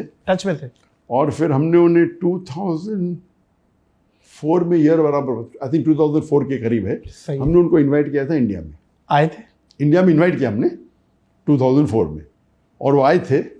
और हमने माशाल्लाह उस टाइम हमारा लेवल ज़रा कुछ दूसरा था।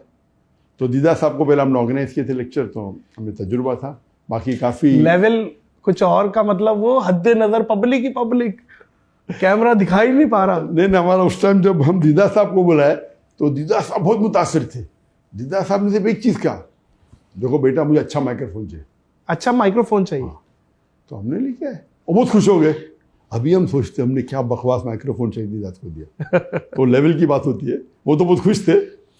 फिर हम डॉक्टर इस्लाम साहब को बुलाए और डॉक्टर इस्लाम का प्रोग्राम बहुत बड़े लेवल पे किए। वो तो बहुत खुश थे। बोले इतने लेक्चर टूर किया दुनिया भर में, इतना अच्छा मेरे ज़िंदगी में नहीं हुआ। सुभान अल्लाह। वो कभी थी 2004 उस टाइम वाला लेवल मेरे हिसाब से अभी बोलता। उस टाइम हम बहुत खुश थे। उनने कहा कि हमें 10 दिन एक ही वेन्यू पे लेक्चर। बोला डॉक्टर साहब बम्बई इतना बड़ा है, एक लेक्चर यहाँ दो यहाँ दो। नहीं, मेरा मकसद है एक पे दो। मैंने पब्लिक एक 10 दिन तक कैसे आएंगी? और माशाल्लाह वो मशहूर थे, दीदा साहब के लिए तो पब्लिक थी। तो हमने उस टाइम बड़े एक मैदान में की जिसकी कैपेसिटी 10,000 थी।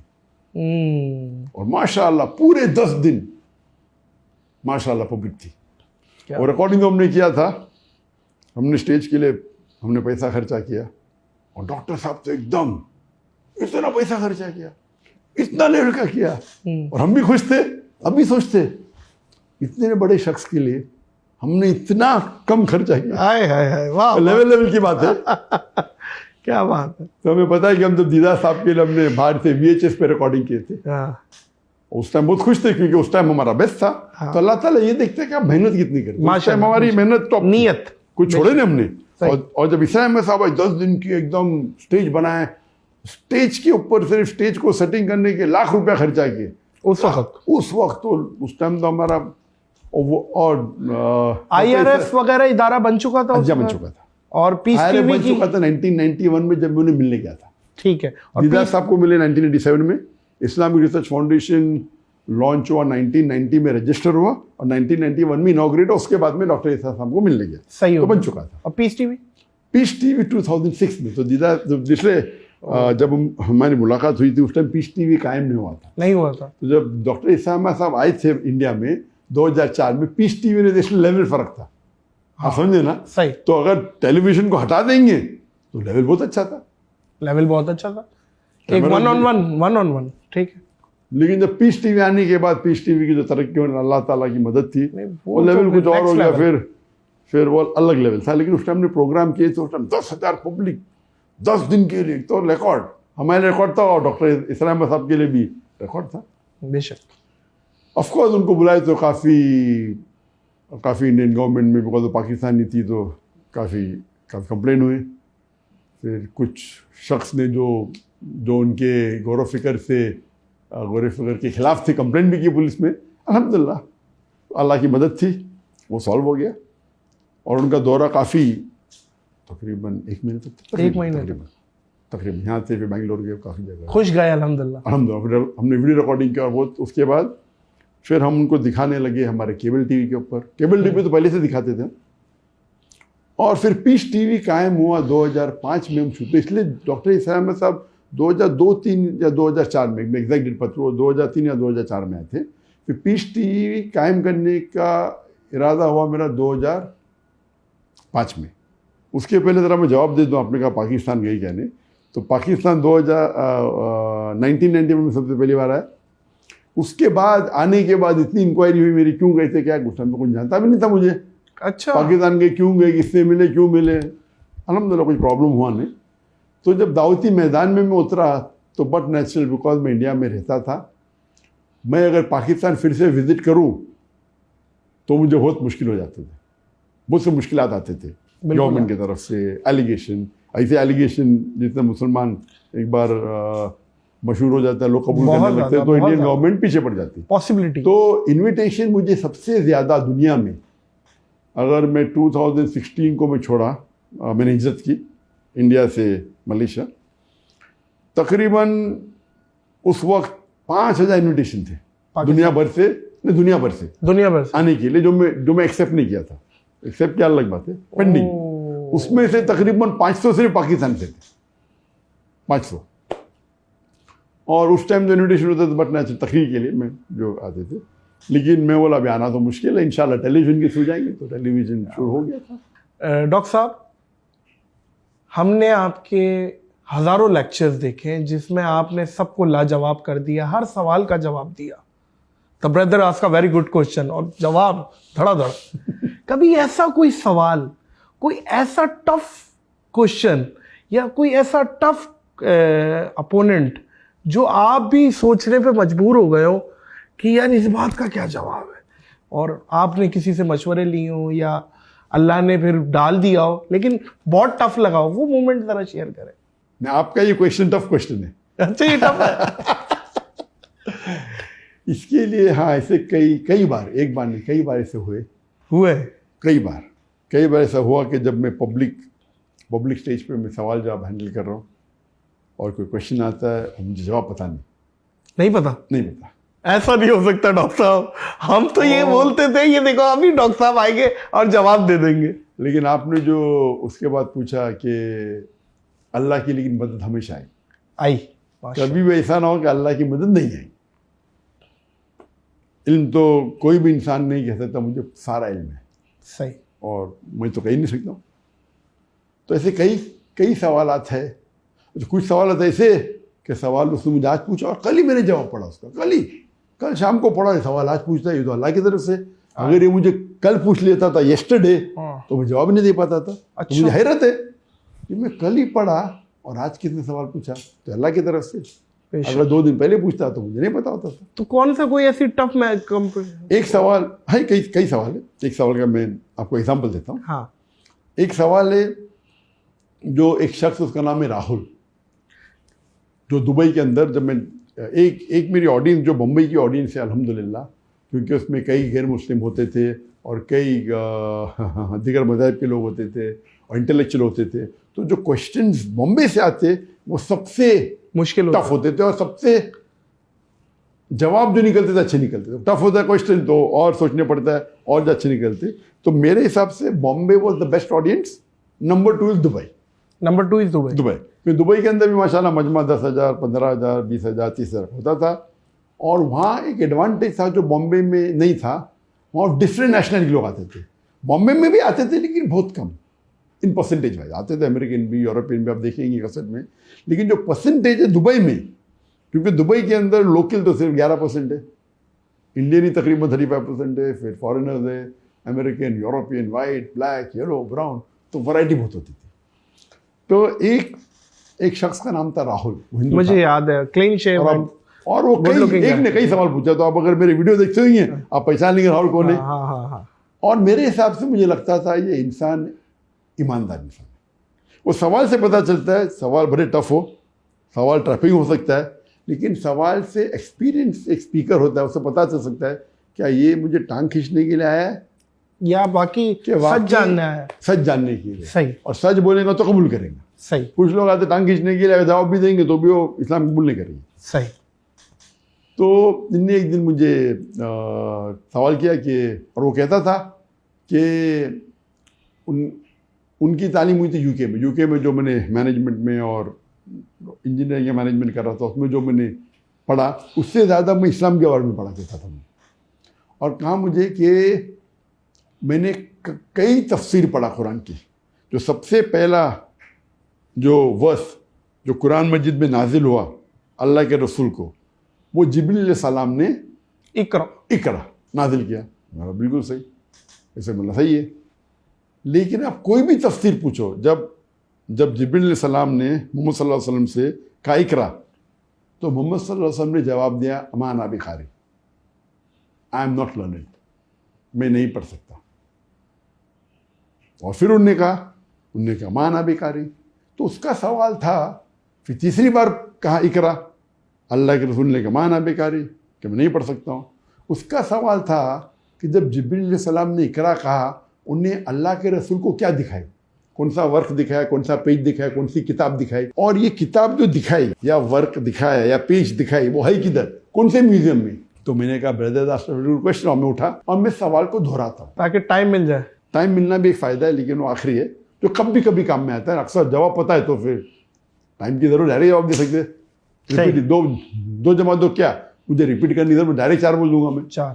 लेकिन सवाल जब रिपीट होता है, ये मजमा बड़ा है, मजमा है, 15,000 जिसने लोग नहीं हैं, सुना वो फिर नहीं सुना सुन सकते। सही। हो सकता है कि उसके लेजे मेरे लेजे में फर्क है, मैं स्पीकर हूँ, मेरे पास माइक्रोफोन है, उसका माइक्रोफोन सही नहीं, मेरा माइक्रोफोन अच्छा है, और लाखों लोग करोड़ों लोग सैटेलाइट पे दिख रहे, तो मेरे कहने पे और तवज्जो देते लोग। तो मैं रिपीट करता हूँ हमेशा सवाल, भले आसान हो। तो और एक फ़ायदा है, एक तो रिपीट करना लोग समझे, सेकंड है वो क्वेश्चन जो क्वेश्चन पूछ रहा है, अगर मैंने गलत सुना वो मुझे करेक्ट करेगा। मैंने 2 जमा 2 4 ने पूछा, मैंने 2 जमा 3 पूछा, तो पहला ऑडियंस जो नहीं सुनी उनको पता चलेगा क्वेश्चन क्या है। नंबर 2, अगर मैंने गलत सुना तो क्वेश्चन मुझे करेक्ट करेगा, ठीक हो गया। नंबर 3, मुझे वक्त मिलता है जवाब को बराबर से फॉर्मुलेट करना, क्योंकि माइंड बहुत पावरफुल है। जब मैं रिपीट कर रहा हूँ, मेरा सिर्फ 2% या 4% मेरा दिमाग 95% दिमाग फ्री है, कैसा जवाब देना चाहिए, कितना लंबा कितना छोटा, और एक फॉर्मुलेट करना। एक का जवाब नहीं पता तो सोचने का वक्त मिलता है। तो मैंने कहा ब्रदर से क्वेश्चन नहीं आता, क्वेश्चन आके इंजन के बैठिए, मैं ब्ला ब्ला ब्ला में बोलने लगा। जब मैं रिपीट कर रहा था क्वेश्चन, अल्लाह की तरफ से इल्हाम आया, वही तो आती नहीं, नबूवत तो ख़त्म हो गई, कोई बोल नहीं सकता। लेकिन इल्हाम ऐसी चीज़ होती कि अल्लाह के रसूल अपने बंदों से कभी कभी इमीडिएटली मदद नाजिल कर देते। तो मैंने कहा brother Rahul, do you know Japanese? तो उसने बोला नो। तो ऐसे did I show you any book that you said no? आपको जापानीज पता है? तो उसने बोला नहीं। मैंने कोई किताब दिखाई आपको कि आपने कहा कि मुझे जापानीज नहीं पता है? तो मैंने जब किताब नहीं दिखाई, आपने बोले जापानीज नहीं पता, तो उसी तरीके से वाह, जिब्रील अलैहिस्सलाम ने जब इकरा पूछा मोहम्मद सल्लल्लाहु अलैहि वसल्लम को, तो मोहम्मद सल्लल्लाहु अलैहि वसल्लम को पूछने की जरूरत नहीं, मैं वर्क किधर है, किताब किधर है, वो क्या बात है डॉक्टर साहब, वाह वाह। तो ये अल्लाह के ये जवाब कोई फिकी जवाब था ही नहीं, ना कुरान और हदीस से लेना देना। उस वक्त की टाइमिंग पे फिट बैठ गया, बिल्कुल सही, फिट बैठ गया जवाब। तो ऐसे कई वक्त है जो आप तकरीर कर रहे 30 साल तक के, इस पर कोई एतराज़ करता ही नहीं, और कोई एतराज़ कर ले तो और आप क्लीन बोल हो जाते, आपको पता ही नहीं, उस टाइम अल्लाह की मदद आती। तो इसीलिए सवाल जवाब में सबसे ज़्यादा इम्पोर्टेंट अल्लाह की मदद। अल्लाह की आप कितने बड़े आलिम हैं, ये इम्पोर्टेंट है। आपने सबको माशाल्लाह हराया है मैदान में, इल्मी मैदान में। श्री श्री रविशंकर हो, विलियम गैम्बल हो, और बहुत सारी स्पीचेस हैं, ये तो बहुत मशहूर है ना। आपके जो भी कॉम्पिटिटर था अगेंस्ट में, इसमें सबसे टफ आपको या इंटेलिजेंट कौन लगा कि यार ये क्लेवर है? श्री श्री रविशंकर को तो आपने वन साइडेड मारा था, इसमें तो कोई नहीं, श्री श्री रविशंकर वो सबसे पॉपुलर थे, पॉपुलर थे, सबसे पॉपुलर वो थे। जितने लोग से मैंने तकरीर किया, वो अकेला अपने मजमे में 2 लाख को 3 लाख को गैदर कर सकता। तो सबसे पॉपुलर इंसान जिसको मैं डिबेट किया हूँ, या सबसे फेमस इंसान, वो है श्री श्री रविशंकर। उस टाइम नंबर 1 पे थे वो, हिंदुइज्म पे नंबर 1 थे, अभी तक नीचे आ गए, आपके बाद नीचे आया है वो। अल्लाह ताला उनको हिदायत दे, इंशाल्लाह हिदायत दे। तो पॉपुलर, लेकिन इंटेलिजेंट, और सबसे आप बोल सकते विलियम कैम्पबेल। विलियम कैम्पबेल का जो डिबेट था, उनने जो रिसर्च की थी, ये was not a very good speaker, इतने अच्छे मुकर्रिर थी ने, लेकिन जो उनने तनकीद की कुरान की बारे में, उनने किताब लिखी थी, डॉक्टर मॉरिस बुकेल की सबसे फेमस किताब थी कुरान एंड साइंस पे, the Quran and modern science. उसका जवाब उनने लिखा, the Quran and Bible in the light of science. और इस किताब में बाइबल को डिफेंड करने के अलावा उनने तकरीबन 38 साइंटिफिक एरर्स निकाली कुरान में, 38। और ये किताब बहुत मशहूर थी अमेरिका में, कनाडा में और वेस्टर्न कंट्री में। सो मच सो दैट 7-8 साल तक के कोई मुस्लिम उसका जवाब नहीं दिया। तो मुझे इन्विटेशन आया था यूएसए और कनाडा से कि आप इसको जवाब दे सकते हैं, और ये 2001 की बात है। मुझे इन्विटेशन आया था 1997 में। ये बुक तकरीबन 1990s के अर्ली में लिखी गई थी, तो 96-97 में मुझे इन्विटेशन, 98 में डिबेट होने वाला था कनाडा में। मैंने बोला इंशाल्लाह करूँगा मैं। फिर पोस्टपोन हो गया ईयर 2000 में। तो अप्रैल 1 इन द ईयर 2000 शिकागो में डिबेट ऑर्गेनाइज हुई, और उस वक्त ये किताब गैर मुस्लिम क्रिश्चियन इस्तेमाल करते थे मुसलमानों के साथ इन यूनिवर्सिटी। ये किताब पढ़ो, हमारे कुरान में इतने साइंटिफिक एरर्स है, scientific errors, how can be the word of God? इतने साइंटिफिक एरर्स है, खता है साइंस के बारे में, तो ये अल्लाह का कलाम तो हो ही नहीं सकता है। और मुसलमान जवाब दे नहीं सकते थे। अब इसके बारे में मैं इंसिडेंस कहूँगा आपको।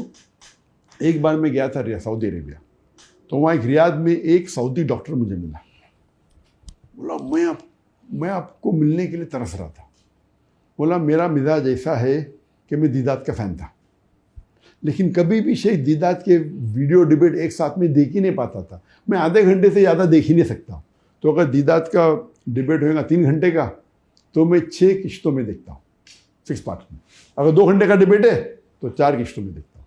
एक बार मैं मेरे दोस्त के वहाँ लंच के लिए गया और उसने प्ले किया आप विलियम कैम्पबेल का डिबेट।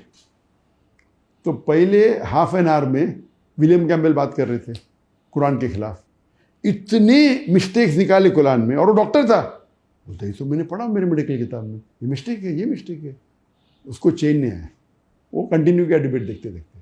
फिर मैं आया, मुझे जब देखा स्क्रीन पे, मैं तो उस टाइम मशहूर था नहीं, तो बहुत तेज में आया। वो सऊदी मुस्लिम डॉक्टर बोलता है ये विलियम कैम्पबेल कौन है, इतनी मिस्टेक निकाल रहा है कुरान में, मैं डॉक्टर हूँ और ये सब मेडिकल बुक में लिखा हुआ है। और उसको जवाब देने के लिए कौन ये नौजवान लड़का, कौन है ये डॉक्टर जाकिर नाइक, ये बिका हुआ है। तो बहुत तेज में था।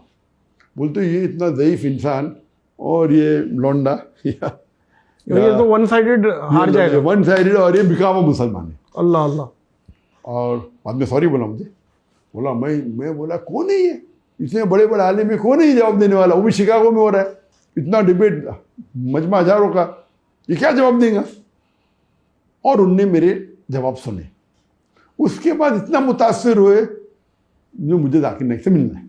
वाह। तो उसका मतलब ये मैं कहना चाहता हूँ कि विलियम कैम्पबेल का जो लेक्चर था, एक मुसलमान सऊदी, और सऊदी तौहीद पे होता है, डॉक्टर, मेडिकल डॉक्टर, वो कह रहा है कि इसका जवाब मेरे पास ही नहीं। एक आम मुसलमान या बहुत से मुसलमान समझते नहीं, बोलते अरे बकवास कह रहा है। हम मुसलमान हैं, हम तो मानते हैं भाई कुरान में तो खता हो नहीं सकते, जैसे हमारा ईमान है।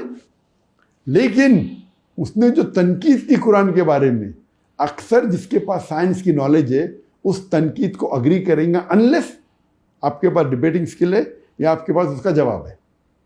तो इसीलिए 7-8 साल तक के कोई भी मुसलमान ने उसकी जवाब नहीं दिया था। तो इसीलिए वो किताब, तो मैंने ये कभी भी डिबेट करने के पहले हमें क्या करना चाहिए, हमें प्रिपेयर होना चाहिए। तो मैंने पूरे नेट्स पे जितने भी साइंटिफिक एरर्स कुरान के तकरीबन 13-14 फाइल डाउनलोड की। सही है।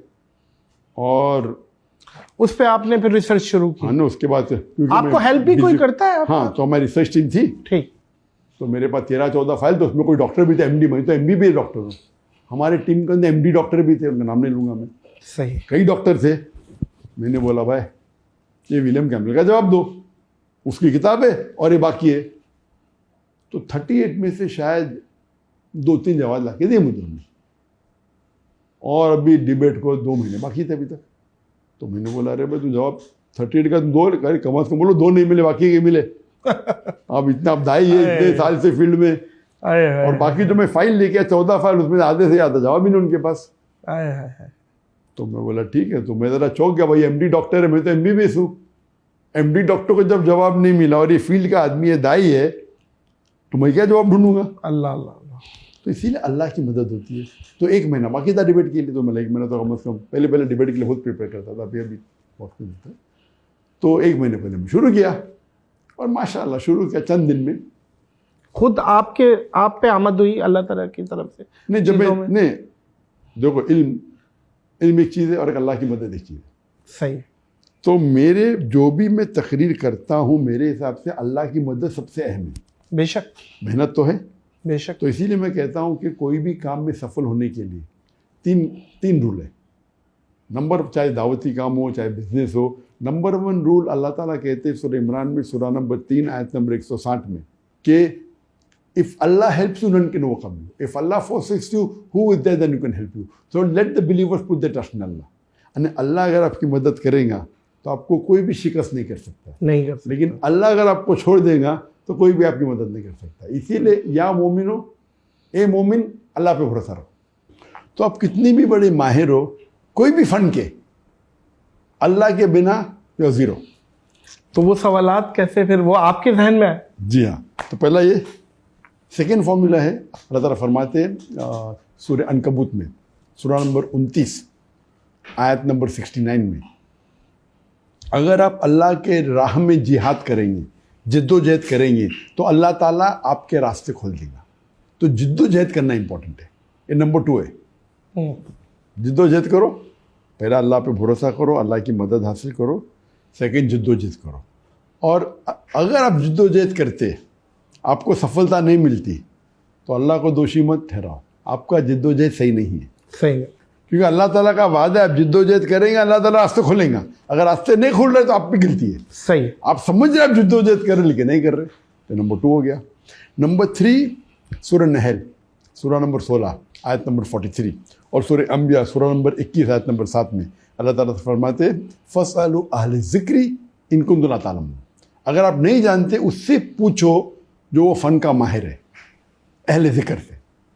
तो अगर आप साइंस के बारे में जानना चाहते हैं साइंटिस्ट को पूछो, फ़िक़्ह के बारे में जानना चाहते हो फ़क़ीह को पूछो।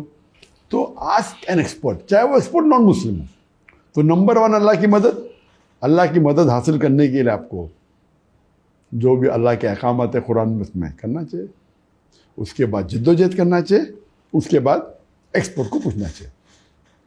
तो जब मैंने ये क्वेश्चंस पढ़ा और तहकीक करने लगा तो अल्हम्दुलिल्लाह चंद दिनों में मुझे जवाब मिल गया।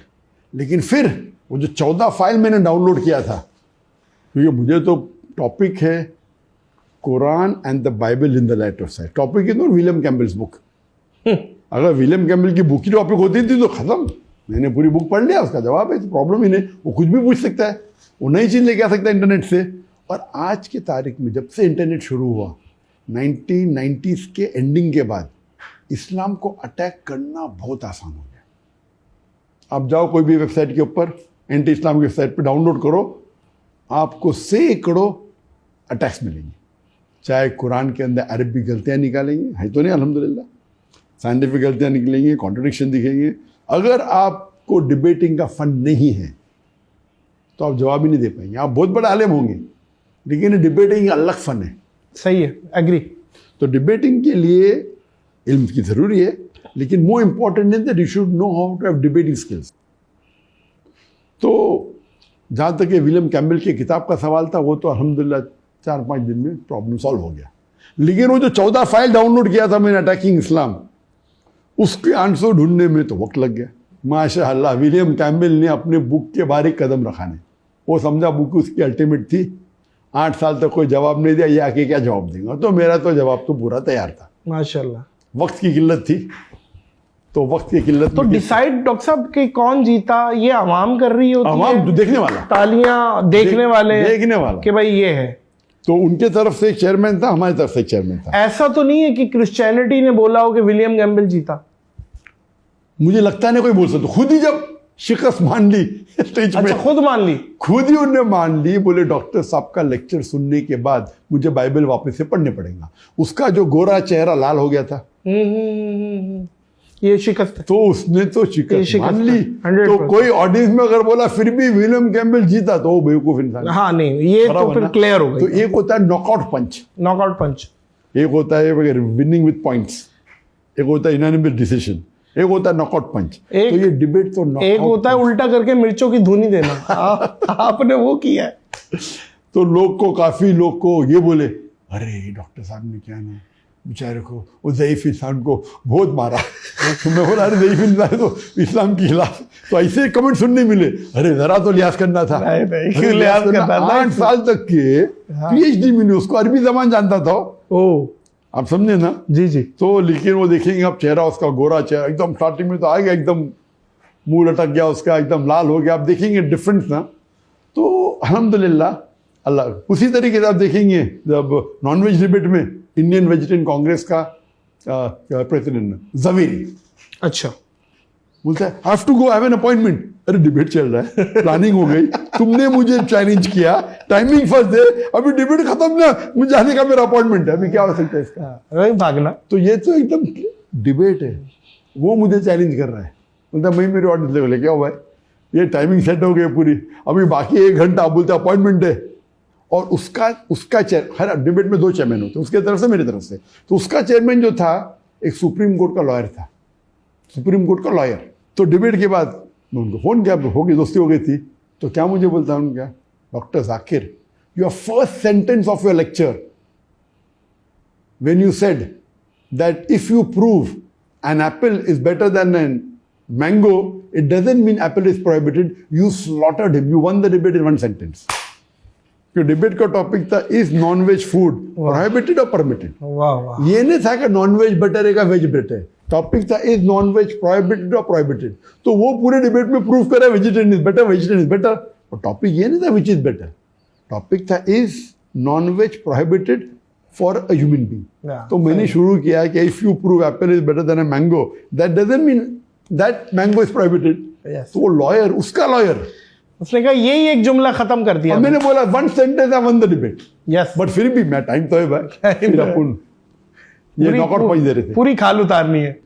डॉक्टर साहब, माँ को अपनी सारी औलादें अच्छी लगती है, आपकी ऑल टाइम फेवरेट स्पीच जितनी भी हुई है, उसमें अगर आपसे मैं पूछूं कि आपकी फेवरेट स्पीच एक बता दें कि यार ये फेवरेट है, वो कौन सी?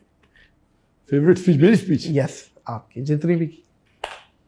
एक डिबेट के अंदर, डिबेट में देखिए तो जो यूनिक होता है, विलियम कैम्पबेल और एक श्री श्री रविशंकर, ये दो डिबेट के अंदर अपने अलग अलग लेवल के दो, इन terms of value, in terms of talk. Of course मेरा सबसे longest speech is the Quran God word, जो मलेशिया में थी, जो सबसे लॉन्गेस्ट प्रोग्राम था, 6.5 घंटे का कंटिन्यूस नॉन स्टॉप।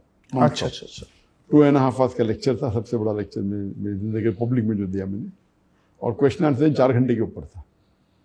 तो उसके अंदर of course it was a long speech and with variety थी। तो हर स्पीच के अलग अलग फायदे हैं। तो डिबेट में जैसा मैंने कहा कि William Campbell and Shri Shri Ravishankar की अपनी इंपॉर्टेंस है। बाद में स्पीच में अगर आप देखेंगे दावती मैदान में, तो दावा डिस्ट्रक्शन है। दावती मैदान में मुसलमान को इंस्पायर करना कि दाई बनो, वो दावा डिस्ट्रक्शन है। लेकिन in terms of content wise एक स्पीच है concept of God in major world religion, जिसके अंदर मैंने जिक्र किया हिंदुइज्म का, क्रिश्चियनिटी का, जुडाइज्म का, सिखिज्म का, पारसीइज्म का। तो उसमें वैरायटी बहुत है, और उसमें तकरीबन मोर देन 150 to 175। एक सवाल और आ रहा है कि जितनी भी किताबें हैं डिफरेंट रिलीजन की, उनमें सबसे मुश्किल आपको कौन सी लगी कि यार ये मुश्किल है समझने में, या उनके जो भी रेफरेंसेस निकालने में कि यार ये डिफिकल्ट है? बाइबल है, यजुर्वेद है, भगवत गीता है, और डिफरेंट किताबें हैं, उनमें सबसे डिफिकल्ट का मतलब डिफरेंट लेवल्स होते हैं। सही है। अगर आप बोले difficult in the way of understanding completely, it is the Quran. Easiest and difficult दोनों। Easiest book to understand is the Quran, most difficult is Quran. बोलेंगे ऐसा कैसा? क्योंकि Quran is the most untranslatable book in the world.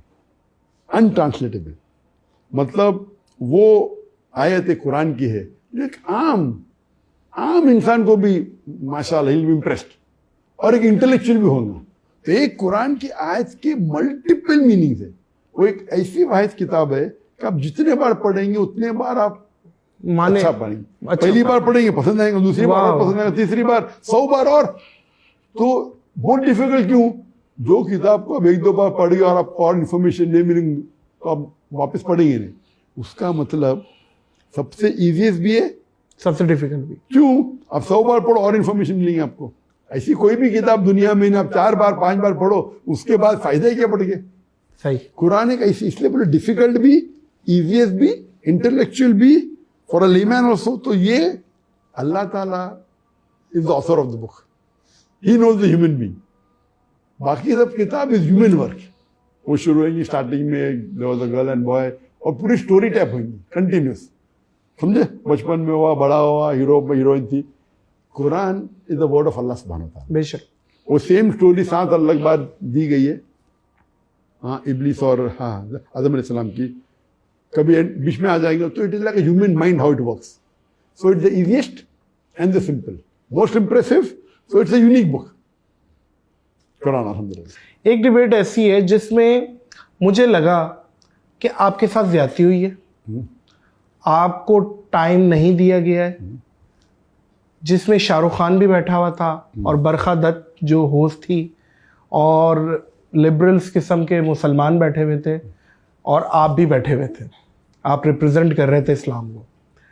वो उसकी ज़रा कारगुजारी सुनाइए कि वो शाहरुख खान भी जो बैठे हुए थे और आपने मुझे बताया था पिछली दफ़ा कि वो भी आधा घंटा अलग से मुझसे मिलने आए और समझ रहे थे, उन्होंने क्या किया, वो शो में एडिट भी हुआ आपका पोर्शन, वो ज़रा बताइएगा. पहला वो डिबेट था नहीं, वो डिबेट नहीं था, वो टॉक शो था. टॉक शो था, लेकिन डिबेट सबके नहीं था. पॉइंट ऑफ व्यू से. डिबेट के अंदर लेकिन क्या वो होता है? डिबेट हो गई थी डॉक्टर साहब, इख्तलाफ हो रहा है, कोई किससे कर रहा है, कोई किससे हाँ, कर तो रहा है. उसको टॉक शो के अंदर आपस के अंदर आर्ग्यूमेंट हो रहा है, आर्ग्यूमेंट हो रहा है. लेकिन डिबेट होता है फॉर्मेटेड. लेकिन डिबेट में भी चीटिंग होती है. फिर उस पर आता हूँ, फिर मैं ये आता हूँ शाहरुख खान के टॉक शो पे. जब भी ये प्रोग्राम जब होते हैं, जब भी टॉक शो जब होते बड़े बड़े चैनल के ऊपर, उनका पूरा अक्सर इसके अंदर होता है एक चैनल की पॉलिसी. सही है. चैनल की पॉलिसी क्या है, मुसलमान के खिलाफ बात करना, मुसलमान की फेवर क्या है. Scripted, decided. नहीं स्क्रिप्टेड नहीं डिसाइडेड था. स्क्रिप्टेड वाले अलग होते हैं. सही. ये जो बिग बॉस होता है वो स्क्रिप्टेड होता है. सही है. मैंने एक भी हिसाब देखा नहीं बिग बॉस की, एक भी शो देखा लेकिन नहीं. फॉर्मेट 5 पता है मिनट. आपको. लेकिन वो पता है, वो जो अब्रॉड के अंदर बिग ब्रदर, उसका फॉर्मेट पता है, देखा Yes. नहीं, टाइम ही नहीं मेरे पास. वो स्क्रिप्टेड होता है. स्क्रिप्ट होके बोलते हो तुम झगड़ा करो, थप्पड़ मारो, मिर्ची फेंको, ये करो वो करो, गाली दो, ये स्क्रिप्टेड. टॉक शो में क्या होता है, आप एक इंसान को बुलाते हो जो स्पेशलिस्ट है, लेकिन वो जो एंकर रहता है वो उसको मैनिपुलेट कर सकता है. और हम लोग मीडिया के आदमी हैं, चीजों को समझते हैं. उसके बाद मैंने तय कर दिया, अगर मैं जाऊंगा कोई भी शो में, एक होता है 1-to-1 इंटरव्यू, उसमें भी कम जाता हूं मैं, लेकिन अगर शो है तो कोई भी अगर चैनल है जो स्पेशली नॉन मुस्लिम है, वो शो में मैं नहीं जाऊंगा जब तक मेरे खुद के कैमरा ना हो. नहीं, मेरा फॉर्मूला बन गया. आजकल वैसे तकरीबन इस्लामिक स्कॉलर इस चीज पर अमल कर रहे हैं. नहीं, ये पाकिस्तान में भी ना, ये इस चीज पाकिस्तान में मुसलमान है पे ना. कि यार हमारा भी कैमरा लगेगा, इस चीज पे ये है कि यार कुछ हो जाता है. लेकिन कोई भी टॉप वाले चैनल अक्सर अग्री नहीं करेंगे. नहीं करेंगे. तो ये जो बरकादत का इनविटेशन आया मुझे, बरकादत ने इनवाइट की, भाई से ऐसे लोग आने वाले, तो मुझे जाने में इंटरेस्ट था नहीं, क्योंकि चलो भाई फिल्म इंडस्ट्री के लोग हैं. शाहरुख खान का पता था आपको? हाँ, शाहरुख सब पता, शाहरुख खान, सौ अली खान, कबीर बेडी आने वाले, तो मुझे पता था. तो लोगों ने बोला अच्छा मौका है दावत का पैगाम पेश करने. तो मैंने बोला अच्छा, मेरी एक शर्त है कि हमारे कैमरा भी आएंगे. आपके कितने कैमरा? तो बोले हमारे 5 कैमरा. तो मेरे 7 कैमरा आएंगे. मैंने बोला उनके 5 या 6 थे, हमारे 7 या 8 थे. तो किधर ये होटल में हो रहा है? तो बोले नो प्रॉब्लम, बोले हमारे कैमरा क्रू आएंगी, जो टाइमिंग है आपको उसके 3 घंटा पहले आएंगी. अच्छा. तो पहले बोले कि मैं पूछूंगी, ये करूंगी, मैं अभी कंट्री से आप पूछूंगी. बरखा दत्त से बात हो रही थी आपकी? हाँ, मेरा मैनेजर बरकादत. सही है, आपके मैनेजर बरखा. मैनेजर बात करें, उनके मैनेजर. ठीक. Through बरकादत is the anchor, she is not the main रहता है जो प्रोग्राम प्रोड्यूसर अलग होता यस, है अथॉरिटीज और अथॉरिटी अलग होता है. But बरकादत was the like authority anchor and उसका शो भी था, शी 2 in 1. सही. तो बोली हाँ नो प्रॉब्लम. मेरे मैनेजर को बोली, पहला हिचकिचाजी ने, क्या ज़रूरत है, हम आपको कॉपी दे देंगे. मैं बोला नहीं, हमको हमारा चाहिए. उसके बाद जो करने का आपको दिखाएं, देखो हमारा पीस टीवी हम भी दिखाएंगे. तो बोली हाँ, बोली उनने. तो 3-4 घंटे पहले मेरे लोग चले गए. हाँ, अभी बेटा हमारा सेटअप होता है, फिर आपको देंगे चांस. अच्छा. 2 घंटा बाकी है. हाँ देते. 1 घंटा बाकी है, थोड़ा हमारा सेटअप हो तो फिर आपको देते रहे. टाइम हो गया. और सॉरी अभी जगह नहीं, इतना बड़ा स्टूडियो है, होटल में हो रहा है. तो ये जान के किया. एक हो सकता है मैं बोलूँ भाई उठ के आ जाऊं, मुझे पता है इनकी नीयत सही नहीं है, तब हो चुका है पहले, और 2-3 माह पहले हो चुका था मेरे साथ. तो बोले ये मेरा वादा है कि मैं तुमको अनएडिटेड दूंगी, इमीडिएटली जब प्रोग्राम खत्म होगा तुमको दे दूंगी, अनएडिटेड. ये बोला कॉपी करके. हाँ, आपको क्या जरूरत, हमारा ठीक है, हमारे कैमरा उनसे बेहतर थे. हाँ. हमने बोला नो. तो फिर मजबूरी में मैंने बोला अभी अच्छा मौका है दावती मैदान का, तो मैंने मान गया. बोलो जैसा प्रोग्राम खत्म होगा मैं आपको कॉपी दे दूंगी, आपको जो करने के करो. और मैंने बोला भाई हम उसको दिखाएंगे नहीं, आपका शो है, आपके शो टेलीकास्ट होने के बाद हमें कुछ गलत लगा तो हम हमारा वर्जन दिखाएंगे, ये मेरा शर्त था। मैं नहीं चाहता हूँ कि आपकी शो के आप शूटिंग आज होती है, कभी कभी टेलीकास्ट 2 दिन बाद होता है, कभी 1 हफ्ते बाद होता है, कभी 2 हफ्ते बाद होता है। तो मैं बोला भाई ये मेरा वादा है कि हम इसकी एक चीज़ को दिखाएंगे नहीं, लेकिन अगर आपने कुछ गड़बड़ की हम हमारा अनएडिटेड वर्जन दिखाएंगे। बराबर, नो प्रॉब्लम बोली उसने। और शो भी काफ़ी ये था, इसी लेवल पे था, आइडेंटिटी ऑफ अ पर्सन। तो शो हो गया, ख़त्म हो गया। हाँ मैं अभी देती हूँ, अभी कल देती हूँ, यहाँ का कॉपी करेंगे, टाइम जाएगा, मैं कल दे देती हूँ। दी नहीं। टोपी ड्रामे चल रहे हैं। ये सब उनका मेन मकसद हक खरीदा ही नहीं। अक्सर कुछ अच्छे लोग तो हम लोग को मिला ही नहीं। और जब मैं फाइनल वर्जन देखा तो बहुत से मेरे आंसर्स कट किए, उसमें काट दिए उन्होंने, काट दिए, आंसर को आधा दिखाए। तो भी अल्हम्दुलिल्लाह काटने के बाद भी इफेक्टिव था मेरा। इफेक्टिव था। आप नीचे कमेंट सेक्शन तो देखें, हाँ इफेक्टिव। शाहरुख खान को कोई नहीं पूछ रहा, सारा डॉक्टर जाकिर नाइक से भरा हुआ है। इफेक्टिव था, लेकिन बहुत से चीज को काटा, कान से आधा काटा, जो जवाब दे कभी दिखाई नहीं। तो अपने मतलब की चीज दिखाए, पूरा तो नहीं काट सकते क्योंकि मैं था लॉन्ग शॉट पे दिख रहा हूँ, मैं लॉन्ग शॉट पे दिख रहा है। तो इवन अगर उनने 20% 25% भी काटे या जितना भी काटे, मेन चीज काट देंगे तो फर्क हो सकता है, आप समझे ना। तो बहुत से मेरे लॉजिकल पार्ट जो थे ना आंसर के, उनने काटे। तो इस पे मुझे बहुत अफसोस। अभी क्या कर सकते, अभी क्या केस करेंगे। हमने और एक काउंटर शो किया, टीवी टॉक एंड एनालिसिस, एक फेमस स्टूडियो में, उससे बड़ा स्टूडियो लिए, और वो हमने उसके ऊपर पूरा, फिर मैंने 1-2 घंटे का प्रोग्राम किया और उस पर आपने क्लेरिफाई किया, टीवी एनालिसिस बोल के, क्या हुआ था फारूक शेख के साथ, मर्दो तो ऐसा, क्या हुआ था बरखा, और क्या होता, आपको एहतियात लेना चाहिए, आपको बेवकूफ़ नहीं बनना चाहिए। तो इसीलिए कोई भी उलमा खाली चैनल पे जाते हैं, आपको एहतियात लेना चाहिए। अगर आप एक्सपर्ट है अलग बात है, किस तरीके से जवाब देना चाहिए, वो अक्सर बातें लोग अभी। और वो क्या था जो शाहरुख खान आपके पास वापस आया और वो आधा घंटा बैठा? नहीं, वो तो प्रोग्राम खत्म होने के बाद सब लोग साथ में मिलते थे, चाय पी रहे थे, उससे अलग बात है। तो पता चला कि माशाल्लाह काफ़ी लोग जानते हैं, मेरे वीडियो का सेट देखते हैं, बाकी फिल्म इंडस्ट्री के लोग भी अल्हम्दुलिल्लाह। तो और फिर उन्होंने ट्वीट किया, क्या है, डॉक्टर जाकिर ने कैसा ट्वीट किया उसने, शाहरुख ने, हाँ उधर से ना भैया, वो तो एग्जैक्ट मुझे पता नहीं क्या ट्वीट किया उसने। तो अल्हम्दुलिल्लाह, तो उस टाइम फिर एक्सचेंज हुए मोबाइल नंबर और सब, फिर बोले आओ कभी। आप राब्ते में हैं अभी भी? एक्चुअली नहीं, उसके बाद मेरा मुलाकात हुई थी 1-2 बार, एयरपोर्ट के ऊपर का मुलाकात हुई थी उससे। कहाँ पे? एयरपोर्ट के ऊपर, एयरपोर्ट। किस जगह पे? आई थिंक बॉम्बे एयरपोर्ट पे। अच्छा, जब मैं जा रहा था, वो आ रहा था। तो वो क्या बात करते हैं जब शाहरुख खान आपसे मिलते हैं, तो किस चीज पे बात करते हैं? नहीं, इस्लाम समझने पे बात करते हैं या कोई चीज क्यूरियोसिटी होती है कि समझा जाए? नहीं, उनने मुझे एक चीज़ पूछी जो of the on the show तो मैंने बात किया, ऑफ द शो उनने मुझे पूछा कि अगर एक मुसलमान दाढ़ी नहीं रखता है, क्या इम्पोर्टेंट है दाढ़ी रखना, कि दाढ़ी रखने तो नहीं मुसलमान होता है, फिर मुसलमान होता है? तो मैं बोला डिपेंड, आपको कितना मार्क्स चाहिए। अगर आपको एक एग्जामिनेशन में पास होना है वो अलग बात है, एक होता है कि आपको सेकेंड क्लास आना, एक फर्स्ट क्लास, एक डिस्टिंक्शन। सब अमान में से तो सलाह सबसे इम्पोर्टेंट है, दाढ़ी नहीं, वो दाढ़ी भी इम्पोर्टेंट है, चारों हदीस में लिखा है। तो दाढ़ी नहीं रखे तो आप फेल है, तो जहन्नम में जाएंगे, ऐसा का नहीं, क्योंकि वो मेजर सिन नहीं है। लेकिन अगर आप स्कोर करना चाहते हैं 95 के ऊपर, तो ये सब पॉइंट इंपॉर्टेंट है। बोले अरे वाह क्या जवाब है।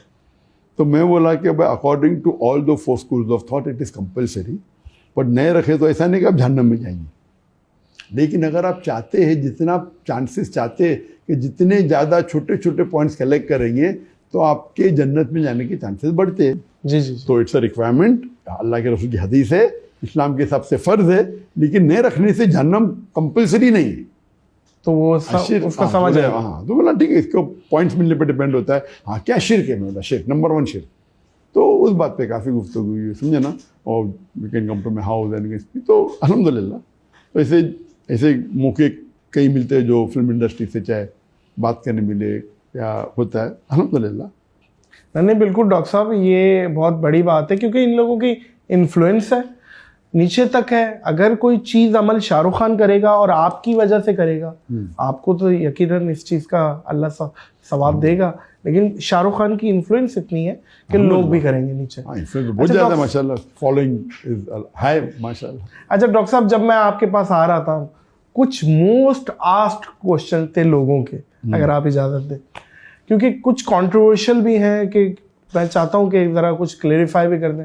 सबसे पहले यजीद के मसले पे मैं लाना चाह रहा हूं आपको कि इस पे बहुत डिस्कस हुआ और आपका भी क्लिप आया कि शिया हजरात मेरे फ़ैन और मुझसे बड़ी मोहब्बत करते थे, लेकिन वो गिला करना शुरू हो गए, नाराज़ होना शुरू हो गए मुझसे कि ये क्या कह दिया आपने। तो ये ज़रा क्लेरिफाई करें, आपने 2 शहजादों की जंग कहा, करबला को और यजीद, इसमें क्या था आपका या क्या मकसद है, ये ज़रा क्लेरिफाई करें इस चीज़ को। एक चीज़ समझ लो कि दाई का एक मकसद होता है कि जहाँ तक के अपनी मेन दावती मैदान है उस पर फोकस करें। जो चीज़ मेन नहीं है, एंसिलरी है, मतलब दूसरे कोई टॉपिक पे है, मिसाल के तौर पे पॉलिटिक्स की, वो सही है गलत है, कोई भी कंट्रोवर्सी पे लेके अपने मेन फोकस से हटना नहीं चाहिए। सही। लेकिन लेक्चर में मैं कोशिश करता हूँ वो हक की बात सही या गलत वो बाजू में, उससे अगर दावती मैदान में कोई फ़ायदा नहीं होता तो उसको अपने टॉपिक पे मत लेके आओ। आप समझे? वो टॉपिक पे जिस पे डिस्कस करके अपना मेन मुद्दा जो है दावती मैदान का, उससे नुकसान के ज़्यादा चांसेस है तो उसको जिक्र ही नहीं करना चाहिए। आप समझे? ये रूल है। लेकिन उस वक्त क्वेश्चन आंसर पे कोई क्वेश्चन पूछ लेता है, वो एक तकरीर ख़त्म होने के बाद हमारे पीस कॉन्फ्रेंस में एक हिंदू ने कोई सवाल पूछा और सवाल पूछते पूछते इस्लाम को प्रेस करने के तरीके में उसके बारे में कह दिया। तो ये जो कंट्रोवर्सी थी उसका जवाब तो पूरा मैंने मुकम्मल दे चुका है और कंट्रोवर्सी खत्म हो गई। अगर वन लाइनर इसको अब ये वापिस से लेके आएंगे, मैं जवाब फिर से दूंगा तो कुछ फायदा नहीं। इसका फायदा ये है जिससे नहीं, इसका फायदा क्या है? जी जी, इसका क्या फायदा क्या है? क्यों आपको देखना चाहिए। मिसाल के तौर पे कौन मुझे पूछता है कि ये साइंस के बारे में, मैं डॉक्टर हूँ, एक साइंस के बारे में कोई क्वेश्चन है एग्जाम्पल जिससे कोई ज़्यादा फायदा नहीं, लेकिन फॉर एग्जाम्पल ये कोविड था, ये एक्चुअल था क्या बेकअप था, जो भी है, उससे मेरे दावती मैदान से लेना देना क्या है? एक ग्रुप मानती है Covid was planned by China, एक ग्रुप मानती है Covid was planned by USA, एक बोलती क्या ये नेचुरल फिनोमेना। तो जो मेरे दावती मैदान से, और मैं डॉक्टर हूँ और मैं जानता भी हूँ जवाब, मैं दे के मैं डिवाइड क्यों करूँ? तो ये हिकमत है। कुरान की आयत है सूरह नहल में सूरह नंबर 16 आयत नंबर 125, उदु इला सबील रब्बिका बिल हिकमा वल मौइज़तिल हसना वजादिल बिल्लती Ahsan, invite all to the way of thy Lord with wisdom and beautiful preaching and argue with them and reason with them in the ways the best most gracious। अभी ये मुद्दा आ गया, ये मुद्दा को पूरा जवाब दिया, हर एक को जवाब दिया, ये खत्म हो गया। अभी 2007 का काम था। हाँ, अभी आप पूछते 17 साल बाद, मैं बेवकूफ़ जवाब दूंगा आप इससे, आपको देखने का यूट्यूब पे मिल जाएंगे आपको, जरूरी का नादिर अली से सुने, सही सकते मैं जवाब फिर से दे सकता हूँ। एग्री। ये बेवकूफ़ी है क्योंकि वो मुद्दा खत्म हो गया। अभी it is not at all dealing with anything of the main pillars of Islam. सही। अभी फिर से नई कंट्रोवर्सी, अभी बहुत से शिया मेरे फैन हैं, आप क्यों उनको मेरे से दूर लेके आना चाहते हैं? अल्लाह ना करे। मैं तो लोग क्या होता है, आपका शो ज़्यादा देखेंगे, मुझे शो देखने में मुझे फिक्र ही नहीं, अल्लाह ने इतनी दिया है जी जी, मुझे फिक्र है कि आखिरत में कब मिलेगा। तो you as a Muslim also should see to it कि आप अगर शो कर रहे तो आपको सवाब कम ही ज़्यादा मिलेगा। अगर मुझे यहाँ मेरी व्यूअरशिप 1 मिलियन बढ़ जाएंगी लेकिन आखिरत के अंदर 1 मिलियन पॉइंट कम होंगे तो आप आखिरत की ज़्यादा फिक्र। बेशक वो देखिए, जवाब तो मैं दे सकता हूँ, मैं किसी डरता भी नहीं माशाल्लाह, बराबर ना। लेकिन ये it's a issue which is finish answered. मेरी नीयत यही थी डॉक्टर साहब कि इस चीज़ को आप कोई वन लाइनर जवाब दें तो मैं भी वो एक जरिया बनूँ आपका। और वन लाइनर जवाब है कि कुरान में शिया सुन्नी जैसा वर्ड ही नहीं है। कुरान की आयत है सूरह इमरान की सूरह नंबर 3 आयत नंबर 3, वातसिमू बिहब्लिल्लाहि जमीअन वला तफरकू, hold strongly to the rope of Allah and be not divided. Allah की रस्सी को मजबूती से पकड़ो और आपस में मत बंटो। अल्लाह की रस्सी कुरान हदीस है। तो मेरा मकसद रहा है कि जितनी भी मुसलमान में फ़िरके हैं, कोई फ़िरके में काफ़ी करीब है, कोई दूर है, कोई कुरान हदीस से दूर है। सब मुसलमान को जुड़ना चाहिए कुरान हदीस में, ये बेस्ट है। और जितने फ़िरके हैं उसको आप आग नहीं लगाना चाहिए। इसीलिए आप पूछेंगे मैं कौन हूँ, मैं बोलूँगा मुस्लिम हूँ। मैं क्यों कौन हूँ? मैं शाफी हूँ, हम्बली हूँ, मलकी हूँ, शिया हूँ, सुन्नी हूँ, हम्बली हूँ, क्या है जमात इस्लाम? क़ाला इन्ननी मिनल मुस्लिमीन। अल्लाह कहते हैं कुरान में अपने आप को मुस्लिम कहो, कई बार है, 10 बार से ज़्यादा। कुरान में कहा नहीं कि अपने आप को सलफ़ी कहो या अपने आप को बरेली कहो या देवबंदी कहो, या हम अल्लाह के रसूल को मानते हैं मुसलमान। इसीलिए we go and meet everyone. हम जितने भी मुसलमान इस्लाम में फ़िरके नहीं होना चाहिए, बट है, मैं सब लोग से मिलता हूँ, कॉमनलिटी पे आता हूँ। ताला विला कलिमतुन सवाई में जो कॉमन है उसके ऊपर करेंगे। आप कुरान कॉमन है, अल्लाह कॉमन है, रसूल कॉमन, उन पर बात करेंगे। जो चीज़ डिफरेंट है ठीक है। हम क्या करते हैं, जो 10% डिफरेंस है उसके ऊपर लेक्चर ही देते रहते हैं। मैं वो तो 90% कॉमन है, 80% कॉमन, उस पर बात करें। बिल्कुल सही है, बिल्कुल सही है। अच्छा, कुछ 2-3 सवालात हैं डॉक्टर साहब, वो मैं चाह रहा हूँ ज़रा शॉर्टली अगर आप उसके, क्योंकि एक पूरी म्यूज़िक फर्टर्निटी मेरे साथ बैठी हुई थी, उन्होंने कहा यार डॉक्टर साहब से सिर्फ ये पूछ लो म्यूज़िक हलाल है या नहीं। इस चीज़ का अगर आसानी से ज़रा। म्यूज़िक जो जनरल म्यूज़िक है, इंस्ट्रूमेंट है, एक्सेप्ट फॉर डफ, वन साइडेड डफ, उसको छोड़ के बाकी म्यूज़िकल इंस्ट्रूमेंट्स हराम है इन शॉर्ट। उसके ऊपर काफ़ी तकरीर है मेरे।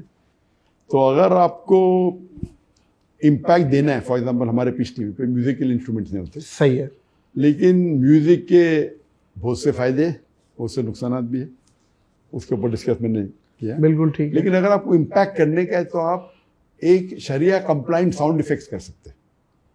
शरिया compliant sound effect means we can use your voice, हलाल है।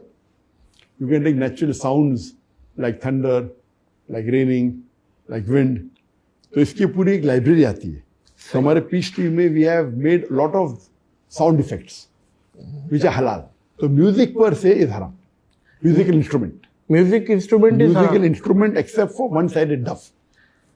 डफ के अलावा सब हराम है।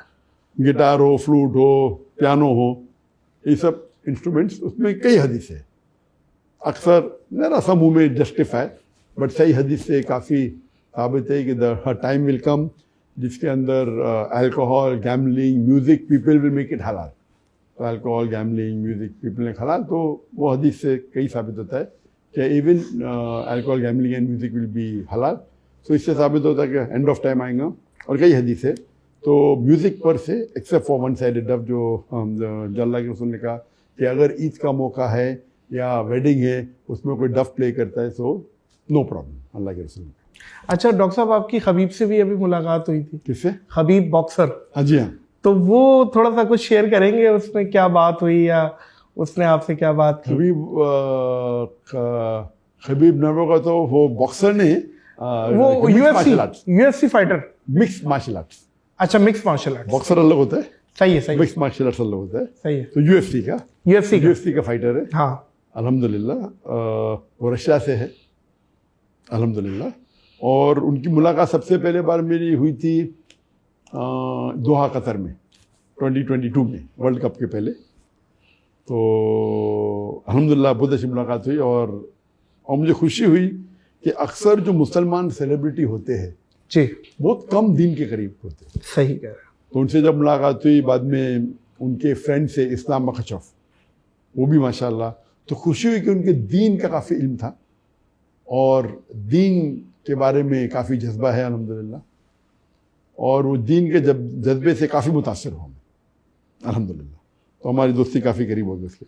डॉक्टर साहब, मैं आया हूँ पाकिस्तान से जी हाँ, और ऐसा मुमकिन नहीं है कि मैं आपके लिए कुछ ले के ना आऊँ, क्योंकि एक अंग्रेज़ी की सेइंग है, we can choose our friend but we can't choose our neighbour.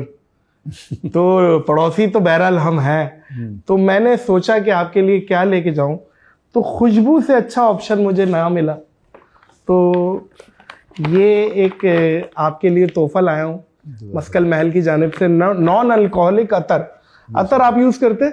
जी हाँ, जी ऑफ। ये ब्लैक एंड सिल्वर प्लेटिनम और द ग्रे ट्रूथ, ये ज़रा आप कबूल कीजिएगा। ये अक्सर ज़रा देखिएगा the grey truth. Black and silver platinum. ठीक है जी, जज़ाकल्लाह, इधर जज़ाकल्लाह, अल्लाह को जज़ा खैर। बहुत शुक्रिया डॉक्टर साहब, आप वो शख्सियत है जिनसे बात ख़त्म पॉसिबल ही नहीं है कि हो जाए, लेकिन ज़ाहिर है एक वक्त है, आपका भी वक्त बहुत कीमती है। बहुत बहुत शुक्रिया, आपने इतने शॉर्ट नोटिस में, और फारिक का मैं ख़ुसूसी शुक्रिया अदा करूँगा कि उसने एक ब्रिज का किरदार अदा किया। और यहाँ पे मैं 2-3 लोगों का, अगर इफ़ यू अलाउ, मैं नाम लेना चाह रहा हूँ। एक तो मेरा बेस्ट फ्रेंड ज़ैन सिद्दीकी, जिन्होंने आपको तारुफ़ कराया पहली दफ़ा, और मैंने आपको देखा और आपको घोल के पी लिया।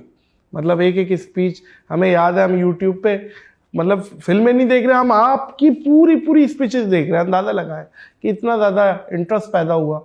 फिर उसके बाद खान जी वाले हैं जो यहाँ पे मलेशिया में होते रहते हैं, वो एक ब्रिज का किरदार अदा किया। फिर एक अरशद भाई हैं, उनके साथ उन्होंने किया।